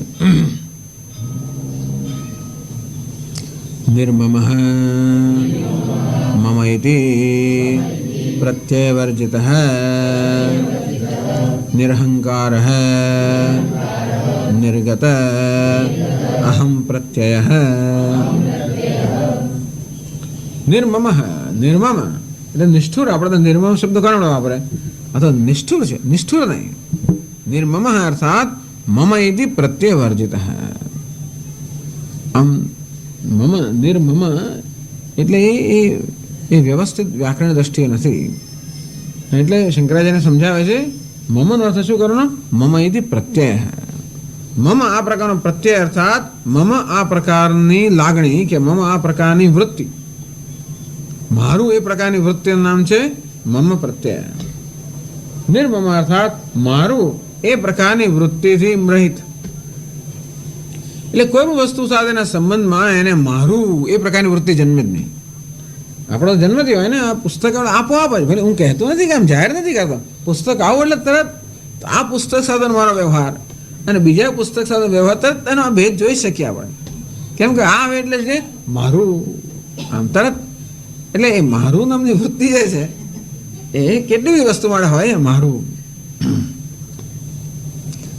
એટલે કહે છે કે મમ ઇતિ પ્રત્યય વર્જિત. બસ કોઈ વસ્તુ પ્રત્યે મારું એ પ્રકારની વૃત્તિ છે જ નહીં. એકે વસ્તુ સામાન્ય સરળ નથી, કારણ કે આ તો આપણામાં તો આ બધી વસ્તુ એટલી બધી આમ રગે રગની અંદર આમ પ્રસરી ગયેલી છે.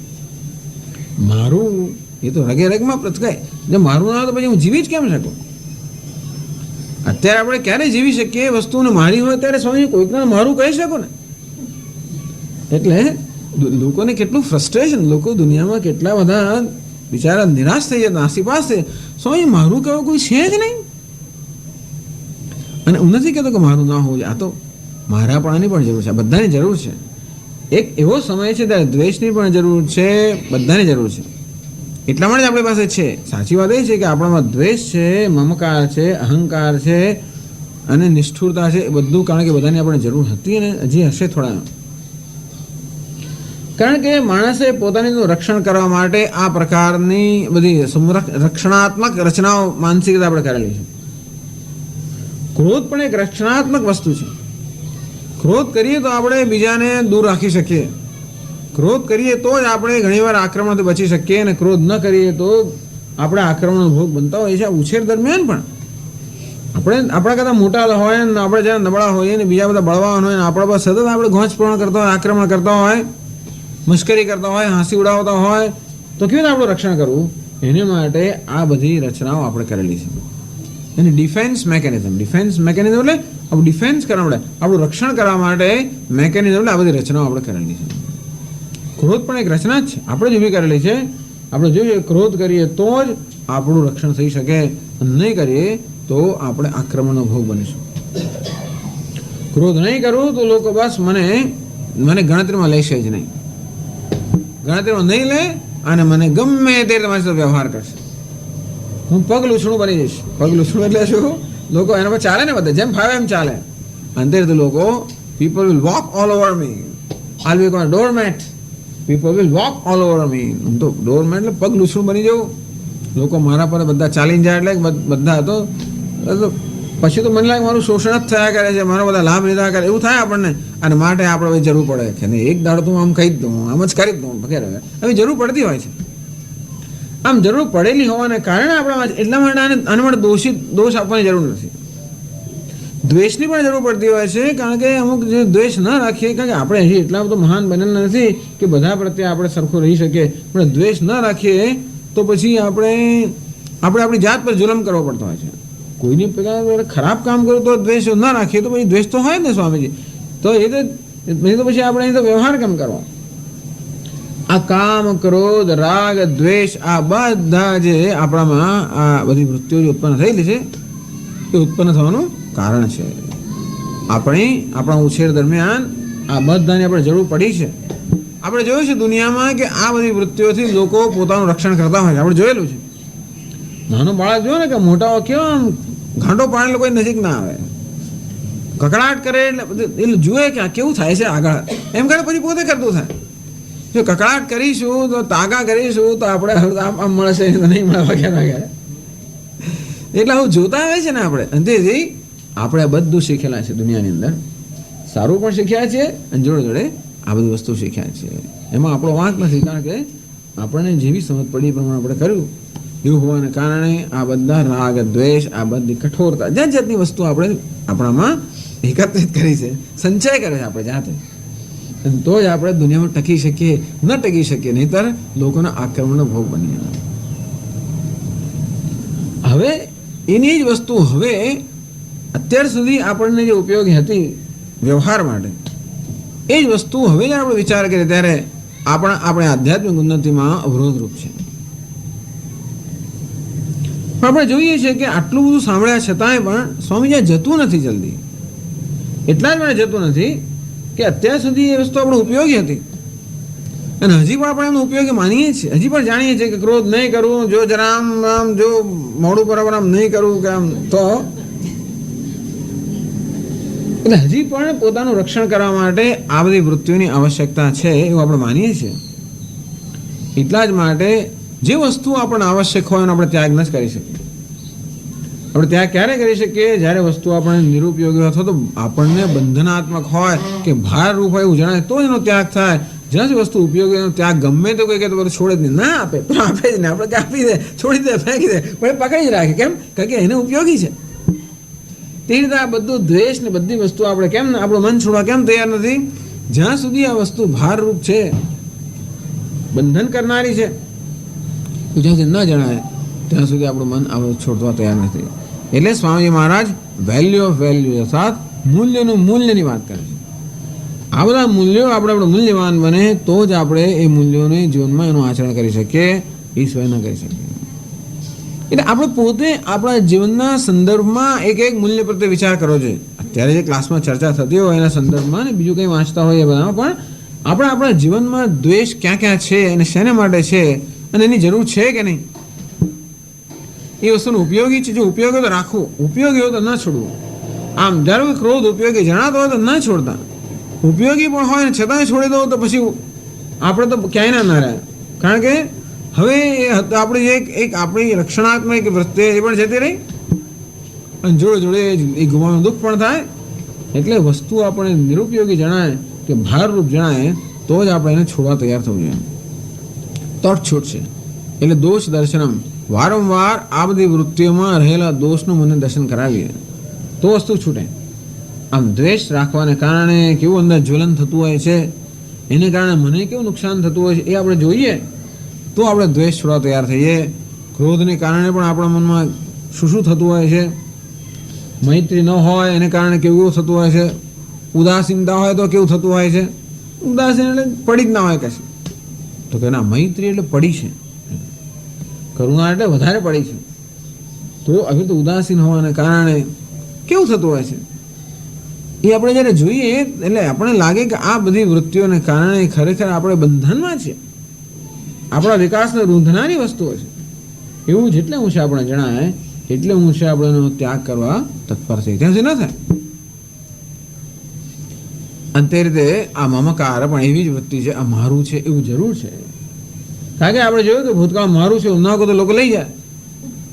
આ ચોપડી મારી છે એમ કરીને હું મારી પાસે રાખું, મારા દફતરમાં મૂકું, આમ બરાબર આમ રાખું ને એનું રક્ષણ ના કરું તો જતી રહે. આ પ્રેક્ટિકલ વસ્તુ છે ને. ટૂંકમાં મારું એવું કહેવાની આવશ્યકતા છે નથી એમ નથી કહેતો. આ કોને માટે કહેવામાં આવે છે? જેની હવે પ્રાયોરિટી કે જેના જીવનનું ધ્યેય બદલાઈ ગયું એને કહેવામાં આવે છે. આની આ વસ્તુ સંસાર જેના જીવનનું ધ્યેય છે એના બધું કહીએ તો એ કે આ બધું ઇમ્પ્રેક્ટિકલ છે, એને ઇમ્પ્રેક્ટિકલ જ છે. દુનિયામાં આ બધું આપણે જેને કહીએ તો ઇમ્પ્રેક્ટિકલ. જે માણસને આધ્યાત્મિક ઉન્નતિ કરવું એ હવે જેના જીવનનું ધ્યેય એને માટે જ આ વસ્તુ રેલેવન્ટ કે એને માટે ઉપયોગી છે, પેલા માટે ઉપયોગી નથી. અર્થ કામ જેના જીવનનું ધ્યેય હોય ને એ બધું જેના જીવન એના માટે આ વસ્તુ. કારણ કે તો અર્થ કામ બધાને એવું હોય તો પછી તો બધું જવા દઈએ, મમકાર પણ નથી ને આ નથી ને તે નથી તો પછી જેને જેવો લઈ જાઓ લઈ જાઓ, ના આપો તો ના આપો, એવું ના ચાલે. ત્યાં તો પછી વ્યવહાર બરાબર કરવો પડે. પણ અર્થ કામ જેના જીવનનું ધ્યેય ન હોય અને આધ્યાત્મિક ઉન્નતિ જેના જીવનનું ધ્યેય છે એ આ બધી હવે એ ધીમે ધીમે આ છોડી શકે. તે એક સામટું તો છૂટે નહીં, એક સામટું છોડી પણ ના શકે. આપણે જરાક છોડીને જોઈએ કેવું લાગે છે, બરાબર છે, જરાક છોડીએ, બરાબર છે, જરાક છોડીએ. આપણે બધા ખાતરી કરતાં કરતાં આગળ વધીને એમને તો આગળ વધાય જ નહીં. એમનું કે અંધારામાં છે પગ મૂકીએ આપણે કે એમનો કૂદકો મારીએ નહીં. અનેથી પગથિયું એક એક કરીને ઉતરીએ આપણે, થોડું થોડું છોડતા જઈએ, જોઈએ કે આપણા મનમાં એના કારણે જરા બહુ ઓછો થયો, મનમાં કંઈ શાંતિ જન્મી, મનમાં એને કારણે સારું લાગ્યું તો પછી આપણે વધારે છોડવા માટે આપણને પ્રોત્સાહિત થઈએ. પણ ટૂંકમાં આ મમકાર મારામાં છે માટે મારી જાતનો તિરસ્કાર કરવો યોગ્ય નથી. એ મમકાર હોવાનું કારણ છે. સ્વામીજી મહારાજ કે ધર ઇઝ એન ઓર્ડર એવરીવેર. આમાં પણ એક કારણ છે. ઓર્ડર એટલે એની પણ એક વ્યવસ્થા છે. આ બધું પણ ભગવાને રચેલું છે. આ દ્વેષ વગેરે ન હોત લોભ આ બધી વસ્તુની જરૂર હોય છે અમુક વખતે. પણ હવે જે વસ્તુ જરૂરી હતી એ વસ્તુ આપણા માર્ગમાં અવરોધરૂપ પણ થઈ જાય ને પછી તો. જે વાંસળો લઈને આપણે એને કારણે આપણે કૂદીને ઊંચા ઉઠ્યા, હવે વાંસળાને પકડી રાખીએ તો પછી આપણે નીચે પડીએ. એટલે હવે જીવનનું ધ્યેય જ્યારે બદલાઈ ગયું તો આ બધી વસ્તુઓ આપણા માટે હવે અવરોધરૂપ છે, બોજરૂપ છે, માટે એને છોડવી જોઈએ. એટલે કે નિર્મમ મમ એથી પ્રત્યય વર્જિત. મમ મારું છે નહીં, ઉપયોગ આનો ઉપયોગ કરવો બરાબર છે, ભગવાને આપણને આપેલું છે. અને તેથી આપણે એટલે બસ સમજાવે મહાત્માઓ કે તો મમકાર ન હોય, માલિકીની ભાવના. મમકાર એટલે માલિકીની ભાવના. આપણે વસ્તુ પર પોતાની માલિકીની ભાવના સ્થાપિત ઠોકી બેસાડતા હોઈએ છીએ. એ આપણે પોતે જ કરતા હોઈએ કે વસ્તુમાં તો એવું કંઈ હોતું નથી કે મારી માલિકીની કંઈ આ ચોપડી જ્યારે છપાઈ હશે પ્રેસમાં ત્યારે તો એના પર સ્ટેમ્પ લગાવવાનો હતો કે સ્વામી વિદિતાત્મા, એવો સ્ટેમ્પ નહોતો લગાવ્યો. એ આવીને મેં સ્ટેમ્પ લગાવ્યો હતો. તમે જોજો અત્યારે એક ચોપડી પર અહીંયા સ્ટેમ્પ લગાવેલો જ છે, એના પર નંબર બધું લખેલું છે. એટલે કદાચ જો ભૂલથી પણ કોઈ આ લઈ ગયું, જાણી જો નહીં લઈ ગમે તો જાણી જો લઈ જાય તોય પણ ખોલે તો લોકોને ખબર આવે કોની ચોપડી લઈ આવ્યા છો, આમ તરત ખબર પડી જાય. આ તો ભૂલથી લઈ ગયા તો ખોલે તો ખબર પડે આ તો સ્વામીજીની ચોપડી આવી ગઈ છે. સ્ટેમ્પ લગાવ્યો, દરેક સ્ટેમ્પ લગાવ્યો છે, એક વસ્તુ પર સ્ટેમ્પ. EVM ટી ફલાણા ઢીકણા કરે, દરેક એક ખુરશી પર ને બધા પર સ્ટેમ્પ લગાવેલા છે. મારું છે, મારું છે, અમારું છે. ચાલો એ વ્યવહાર માટે જરૂરી હોય તો મેં કહું વ્યવહાર માટે જેટલું જરૂરી હોય એટલું ભલે રાખીએ આપણે. હવે મારું છે એવી જાતની વૃત્તિ હોય જ નહીં એટલે પછી બહાર નીકળે ગમે તેની ચંપલ પહેરીને હું ચાલવા મળું એ પણ બરાબર નથી. કે મારું છે એ વૃત્તિ ગમે તેને ઘરમાં ઘૂસી એ પણ બરાબર નથી. વ્યવહાર માટે આવી આવશ્યકતા ભલે રહી કે આ મારી ચંપલ છે અને આ મારું ઘર છે કે આ મારું છે ફલાણું કે આ મારું એટલે કે પેલું મારું નથી. ટૂંકમાં અગત્યની વસ્તુ આ મારું છે ને કદાચ પેલું મારું નથી એ વધારે અગત્યનું છે. નહીંતર આપણે કોઈનો કોપનો ભોગ બની પાછે બીજાનું. એટલા માટે વ્યવહારમાં ભલે આ વસ્તુની અગત્યતા હોય પણ એને આપણું કામ ચલાવવા માટે આ બધી વૃત્તિઓ કદાચ અમુક અંશે આપણે સાચવી રાખીએ પણ અંદરથી જાણવું જોઈએ કે આ મમકાર એટલે માલિકીની ભાવના એ ખરેખર ભ્રમ છે, એની કોઈ સત્યતા નથી. ખરેખર તો જગતમાં આ વસ્તુ જે જગતમાં રચાયેલી છે બધી બધાના ઉપયોગ માટે રચાયેલી છે. એક મનુષ્ય જેવો છે જે માલિકીની ભાવના કરતો હોય છે, બીજા પ્રાણીઓ અમુક અંશે કરતા હોય છે પણ આ કૂતરા બીજા અમુક કરતા હોય છે. એ લોકોને માલિકીની ભાવના બહુ હોય છે એટલે એમણે ટેરિટોરિયલ અમુક ક્ષેત્રમાં બીજાને ઘૂસવા જ ના થતા. આવી એને શું કહે વાળા કરતા હોય તો એ લોકોમાં એવું બહુ હોય છે અને તેથી એ લોકો બીજાને ઘૂસવા જ ના દેતા. આવ્યું ને ભસીને બહાર કાઢે જ ખરા. થોડું ઘણું તો મનુષ્યો પણ આ બધું શીખ્યા છે ચારે બાજુથી. માણસો શીખ્યાના કારણે પોતાના ઘૂસવા ના જ દે. જો આવ્યું ના આવ્યું ને આમ બહાર કાઢ્યું જ છે ને બાપુ. પણ એટલે ટૂંકમાં માલિકીની ભાવના આવી સ્થૂળ વસ્તુઓ માટે હોય છે એવું નથી, પરંતુ માલિકીની ભાવના બીજી ઘણી વસ્તુ માટે હોય છે. કે આ તો મારું ક્ષેત્ર છે, આમાં મારો અધિકાર છે અને એમાં કોઈ પ્રવેશ ના કરવો જોઈએ. આમ અનેક બધી કલ્પિત વસ્તુઓ પર માલિકીની ભાવના હોય છે. ક્ષેત્ર તો કલ્પિત જ વસ્તુ છે ને, મારો અધિકાર છે વગેરે વગેરે. તો કે આમ માલિકીની ભાવના તો રગે રગમાં પ્રસરી ગયેલી છે. મેં કોઈ પ્રમાણે એ પણ આપણું રક્ષણ કરવા માટે અત્યાર સુધી જરૂરી હતી.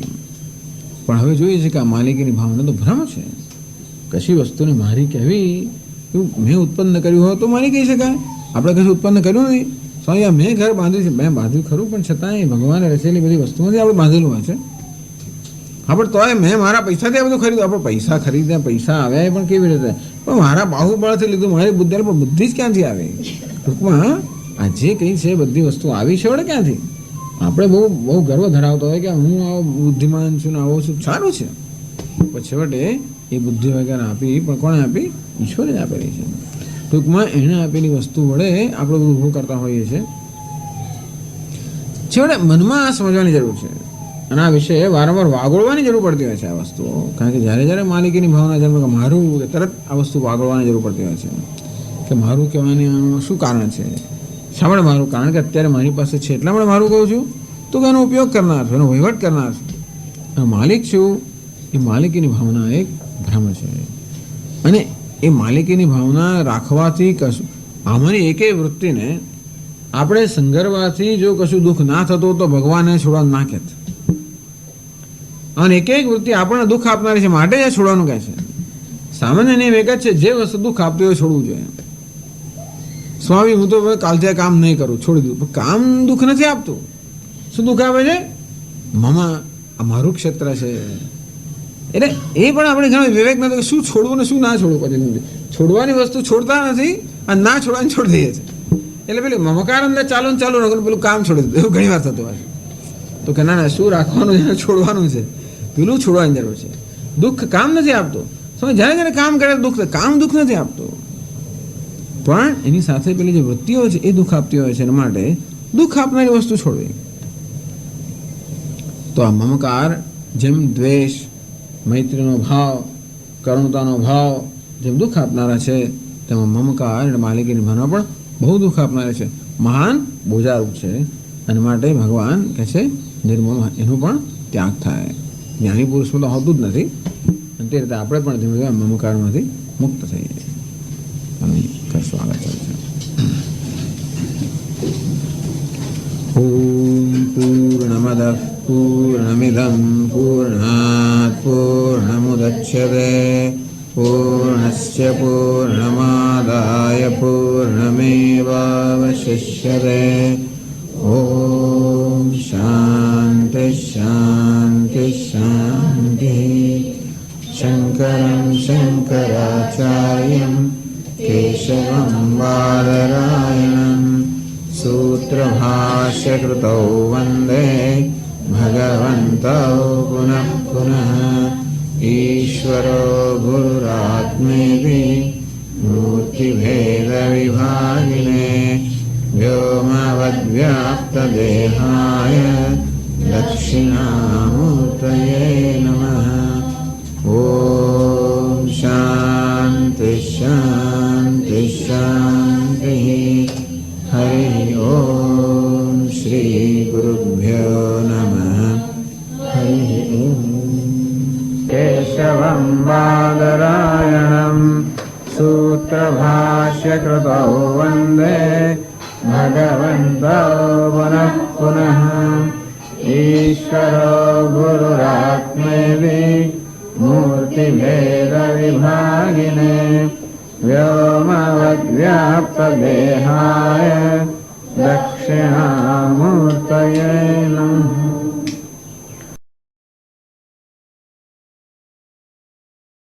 ઓમ નારાયણઃ પરો વ્યક્તાદ અંડમવ્યક્તસંભવम् અંડસ્યાन्तस्त्विमे लोकाः सप्तद्वीपा च मेदिनी. अद्वेष्टा सर्वभूतानां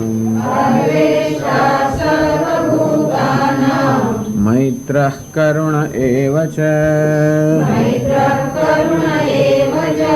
निर्ममो निरहङ्कारः समदुःखसुखः क्षमी. सन्तुष्टः सततं योगी यतात्मा दृढनिश्चयः. मय्यर्पितमनो बुद्धिः यो मद्भक्तः स मे प्रियः.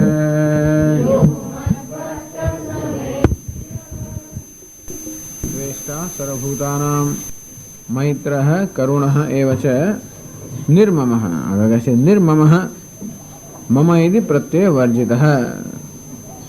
आ ज्ञानी भक्त के वजह निर्मम जन्म मम प्रत्यय ख्याल मम इति प्रत्यय मम ए प्रकारનો ખ્યાલ. મમ એટલે કે મારું આ મારું એ પ્રકારનો ખ્યાલ જેનાનું ઉત્પન્ન થતો નથી એનું નામ છે નિર્મમ. એટલે કોઈ પણ વસ્તુ થાય તેનો સંપર્ક તો થાય. જેમ આપણા બધાનો સંપર્ક થાય એમ એનો પણ બધાને સંપર્ક થાય ખરો. પણ જ્યારે મારો વસ્તુ સંપર્ક થાય તેને કે ખ્યાલ એ વસ્તુ વિશે જન્મતો હોય મારું કે તારું વગેરે વગેરે એવો કંઈક પ્રકારનો ખ્યાલ. આમ આ વસ્તુનું દર્શન થાય. આ પુસ્તક તો ખરું જાણે કે અને પુસ્તકનો ખ્યાલ તો મનમાં ઉત્પન્ન થાય જ્યારે પુસ્તકનો અનુભવ થાય ત્યારે. પણ જ્યારે મારું પુસ્તક આમ એક વધારાનો ખ્યાલ ઉત્પન્ન થાય અને જે વસ્તુ સાથેનો સંબંધ મારો અર્થાત માલિકીની ભાવના પૂર્વકનો હોય છે. એનું પણ કારણ છે. આ બધા ખ્યાલ જે આપણામાં જન્મેલા છે એ બધાનું કારણ છે. એટલે કે હોવાનું કારણ છે. એટલે એ પ્રકારના ખ્યાલ આપણા મનમાં છે એ કોઈનો દોષ નથી. પણ આ બધા ખ્યાલો અજ્ઞાનમાંથી ઉત્પન્ન થયેલા છે. કહ્યું એ પ્રમાણે અજ્ઞાનને કારણે માણસ અલ્પતાનો અસહાયતાનો અનુભવ થાય. એને કારણે ભય વગેરે જન્મતો હોય. તેથી અને એ સાથે સાથે એવું લાગે કે આસપાસનું જગત જે છે હંમેશા આપણામાં ભય ઉત્પન્ન કરી રહ્યું છે તો હંમેશા આપણા માટે ભયનું કારણ બની જાય. ક્યાંક આપણે આક્રમણ થાય, ક્યાંક આપણા પર હુમલો થાય, ક્યાંક આપણે ઈજા પહોંચે, ક્યાંક એવી જાતનો ભય હંમેશા રહ્યા કરતા હોય. અને તેથી જગત પ્રત્યેથી પોતાની જાતનું રક્ષણ કરવા માટે જે અનેક પ્રકારની માનસિક બધી દિવાલો રચવામાં આવી છે, અથવા આપણા પોતાનું રક્ષણ કરવા માટે જે રક્ષણની વ્યૂહરચનાઓ ઉત્પન્ન કરવામાં આવી છે, એ આ બધા કામ, ક્રોધ, લોભ, આ મમકાર, અહંકાર જે કહે છે, આ બધું પોતાની જાતનું રક્ષણ કરવા માટે ઉત્પન્ન કરવામાં વ્યૂહ રચનાઓ છે. એ ન હોત તો માણસ બહાર ટકી શક્યો જ નહીં હોત. ટૂંકમાં આ બધું ન હોત તો આપણે ટકી ના શક્યા હોત. એટલે ટકી શકવા માટે ટકી શકવા માટે પણ આ બધી વસ્તુની જરૂર હતી. એટલે કે તેથી માણસમાં ક્રોધ હોય, લોભ હોય, એ બધી વસ્તુઓ અમુક સ્તરે આવશ્યક છે, એમ કહેતો ચાલે. જ્યારે આપણે અમુક સ્તરે હોઈએ, અમુક પ્રકારનો ભય વગેરે આપણામાં હોય, અમુક એવી પ્રકારની અસલામતી હોય, ત્યારે આ બધાની જરૂર છે, એમ કહેતો ચાલે. ટૂંકમાં હું એમ નહીં કહું કે આ ક્રોધ ખોટી જ વસ્તુ છે, કે લોભ ખોટી જ વસ્તુ છે, કે અહંકાર મમકાર ખોટા જ છે, એની જરૂર જ નથી, એવું નથી. સ્વામી મહારાજ કહે કે there is an order in everything. દરેક વસ્તુમાં વ્યવસ્થા છે, અર્થાત દરેક વસ્તુ માટેનું કંઈ કારણ છે. તેમાં કામ, ક્રોધ, લોભ બધા હોવા માટેનું કારણ છે. કારણ કે અમુક વખતે એ બધાની આપણને જરૂર પડતી હોય છે પોતાનું રક્ષણ કરવા માટે. આમ થોડો ક્રોધથી ફૂંફાડો મારીએ તો કંઈક દૂર રહે, થોડો લોભ હોય આપણામાં તો શું પ્રાપ્ત કરવા માટે આપણામાં એક પ્રકારની ઉત્કંઠા જન્મે, એક પ્રકારની આપણામાં ઉત્સાહ જન્મે. આમ હંમેશા મનને કશું મેળવવાનું હોય તો જ ઉત્સાહ જન્મતો હોય છે, અને કશું મળવાનું ના તો ઉત્સાહ ના જન્મે, એવી સ્થિતિ હોય. અને એટલા માટે આવી લોભની પણ જરૂર છે. એટલા જ માટે જ્યારે આપણે આવી બધા મૂલ્યોની ચર્ચા કરીએ કે લોભ ન હોવો જોઈએ વગેરે, ત્યારે આ પ્રશ્ન હંમેશા ઉપસ્થિત થાય છે કે સ્વામીજી, જીવનમાં લોભ નહીં હોય, અસંતોષ નહીં હોય તો જેનું ઉન્નતિ કેમ થશે? એ પ્રશ્ન પણ ખોટો નથી. એટલે કે જેવું માણસ તેવા પ્રકારના કારણ એને જોઈએ. તો અમુક પ્રકારના મન એવા હોય છે, અને મોટાભાગના મન એવા હોય છે કે હંમેશા કઈ પ્રકારનો લાભ દેખાય તો જ એ મન હંમેશા કશું કરવા તૈયાર થાય, ને ના થાય. એટલે બધાને આનો ઉપદેશ આપી ના શકાય. એક વાત સાચી છે કે બધા માટે ક્રોધ દુશ્મન રૂપ જ છે, બધા માટે દ્વેષ દુશ્મન રૂપ છે. અને છતાં પણ ક્રોધ, દ્વેષ બધું છોડી દેવા પૂરતી જો આપણામાં એવી થોડીક એવી આંતરિક શક્તિ ઉત્પન્ન ના થઈ હોય, કે પછી આપણા જીવનના મૂલ્યો બદલાય ન હોય, એમનેમાં છોડી દઈએ તો પછી આપણે ક્યાંય ના રહીએ. તો જેમ કે પેલાને પગે ફ્રેક્ચર થયું હોય અને માણસ બિચારો લાકડી લઈને કે પછી પેલું ઘોડી લઈને ચાલતો હોય, એને છોડી ફેંકી દે, હજી ફેંકવા માટે તૈયાર નથી. ઘોડી આમ જોવા જઈએ તો એક પ્રકારનો બોજ છે, બોજ લઈ લઈને શું કામ ચાલે? તો અત્યારે એ બોજની આવશ્યકતા છે. એ દ્રષ્ટિ જોવાથી આ બધો ઉપદેશ આપણે ગમે તેમ જોયા કર્યા વગર કે સમજાવ્યા વગર ના આપવો જોઈએ. આમ છોડી દે, આ નહીં સારું. એની મનસ્થિતિ નક્કી કરીને જોઈને આપણે પછી વિચાર કરવો જોઈએ કે આ વસ્તુની જરૂરી છે કે નહીં. આમ સાપનો ઉપદેશ આપે કે કોઈને તારું કરડીશ નહીં અને અહિંસાનું પાલન કરતો લોકો પછી એને પથ્થર જ મારવા માંડે. એટલે સાપ આવીને સાધુ મહારાજને કહે કે મહારાજ, એ બિચારો ભૂખ્યો, તરસ્યો, ઘવાયેલો કે આવો કેમ થઈ ગયો હતો? મહારાજ આપની સલાહનું પાલન કર્યું, કોઈનું હું તો ડંખીશ નહીં. હવે તો લોકો જાણી ગયા કે આ સાપ તો ડંખતો જ નથી, અને મારા બધા પથરા મારવા માંડ્યા. એટલે સાધુ મહારાજ કે મેં તને ડંખવાનું ના પાડી હતી, પણ મેં તને ફૂંફાણા મારી ના નહોતી પાડી વગેરે આવી કથા આપણે જાણીએ છીએ બધા. ખરેખર તો ફૂંફાણા મારવાની જરૂર નથી. અંતમાં આપણે એવું ઈચ્છે કે ફૂંફાણા મારવાની પણ જરૂર ના, એ અંતિમ સિદ્ધાંત છે, તો અંતિમ આપણું ધ્યેય છે. આમ કોઈ પણ યુદ્ધ જીતવા માટે અત્યારે ભગવાન કૃષ્ણ તો અર્જુન કહે તસ્માદ યુદ્ધસ્વ ભારત, હે અર્જુન તારે કર્તવ્ય કર્મ કરવું જોઈએ. અત્યારે યુદ્ધ એ તારું કર્તવ્ય છે, અને માટે તારે કર્તવ્ય બજાવવું જોઈએ. અર્થાત અર્જુન જે પ્રકારની સ્થિતિમાં તે સ્થિતિમાં આ દુર્યોધન જેવા જ અસુરો છે, કે દુર્યોધન જેવા જે અધર્મી કે અનિષ્ટ તત્વો છે, એ અનિષ્ટ તત્વોનો નાશ કરવા માટે અત્યારે આ યુદ્ધ કે બળ સિવાય બીજો કોઈ માર્ગ નથી. માટે માર્ગ તો અપનાવો. કદાચ ભગવાને બધાના વિશે સલાહ ના પણ આપી હોત. એટલે ગાંધીજી એવા એ લોકો વિચાર કરે છે કે જેમણે બુદ્ધનું, જીસસ ક્રાઇસ્ટ આ બધું જીવન ચરિત્ર વાંચ્યું હોય તો જોઈએ કે એમને જીવનમાં ક્યારેય સંઘર્ષ કર્યો નથી, તો સંઘર્ષનો ક્યારે ઉપદેશ કર્યો નથી. કેમ ભગવાન સંઘર્ષનો ઉપદેશ કરતા હશે? એટલે અત્યંત આદર્શ પરિસ્થિતિ એ છે કે સામી વ્યક્તિને પ્રેમથી જીતી લેવી જોઈએ. એવો પ્રેમ કેમ આપણામાં ન હોય કે બધો દ્વેષ દૂર થઈ જાય? એ શાસ્ત્રોમાં સાંભળીએ છીએ કે વાલ્મીકી ઋષિના આશ્રમમાં અને આસપાસ એવું વાતાવરણ હતું કે પ્રાણીઓ પોતાનો સ્વાભાવિક વેર ભૂલી જાય અને અને હરણ અને વાઘ ને બધા એક સાથે રમતા હોય. એવું કેમ ના હોય? તો પછી શા માટે તમારે કોઈ પ્રાણીની હિંસા કરવી પડે? આપણે તો શું કરીએ, પેલો વાઘ તો હિંસા કરીએ કારણ કે બીજાને ખાઈ જાય. એવું કેમ આપણામાં પ્રેમ ના હોય? એવી કેમ અહિંસાની પ્રતિષ્ઠા ન હોય કે વાઘ પોતાનો સ્વભાવ ભૂલી જાય? એ આદર્શ છે, પણ એના માટે લગભગ કોઈ તૈયાર જ નથી. કોઈક જેવલ લેવું હોય જે આવવા તૈયાર હોય, અંતેથી એ પ્રકારનો